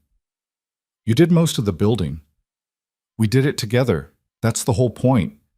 She kissed him, gentle and familiar. "I love you, just in case I haven't said it enough." "You say it plenty. Still, I love you, for seeing that signal, for everything after." 30 years after the airport, they celebrated the Foundation's anniversary. Thousands of survivors, hundreds of staff members, dozens of partner organizations. The girl who'd made a 3-second distress signal had helped build an empire of support and recovery. During the celebration, someone asked Lucian what he was most proud of. He looked around the room at all the lives they'd touched, all the people who'd found safety and support and a path forward. Then he looked at Alara talking with a group of recent graduates from their housing program, her face bright with genuine joy. "That," he said, pointing at her, helping her realize she was never broken, just hurt. Everything else came from that. And it was true. One moment of attention in a crowded airport had changed 2 lives completely, had saved one and redeemed another, had built something lasting and meaningful from a 3-second signal that almost no one saw. Sometimes all it takes is one person paying attention, one person deciding not to look away, one person choosing to help instead of walking past. Everything else is just showing up, keeping promises, and figuring it out together.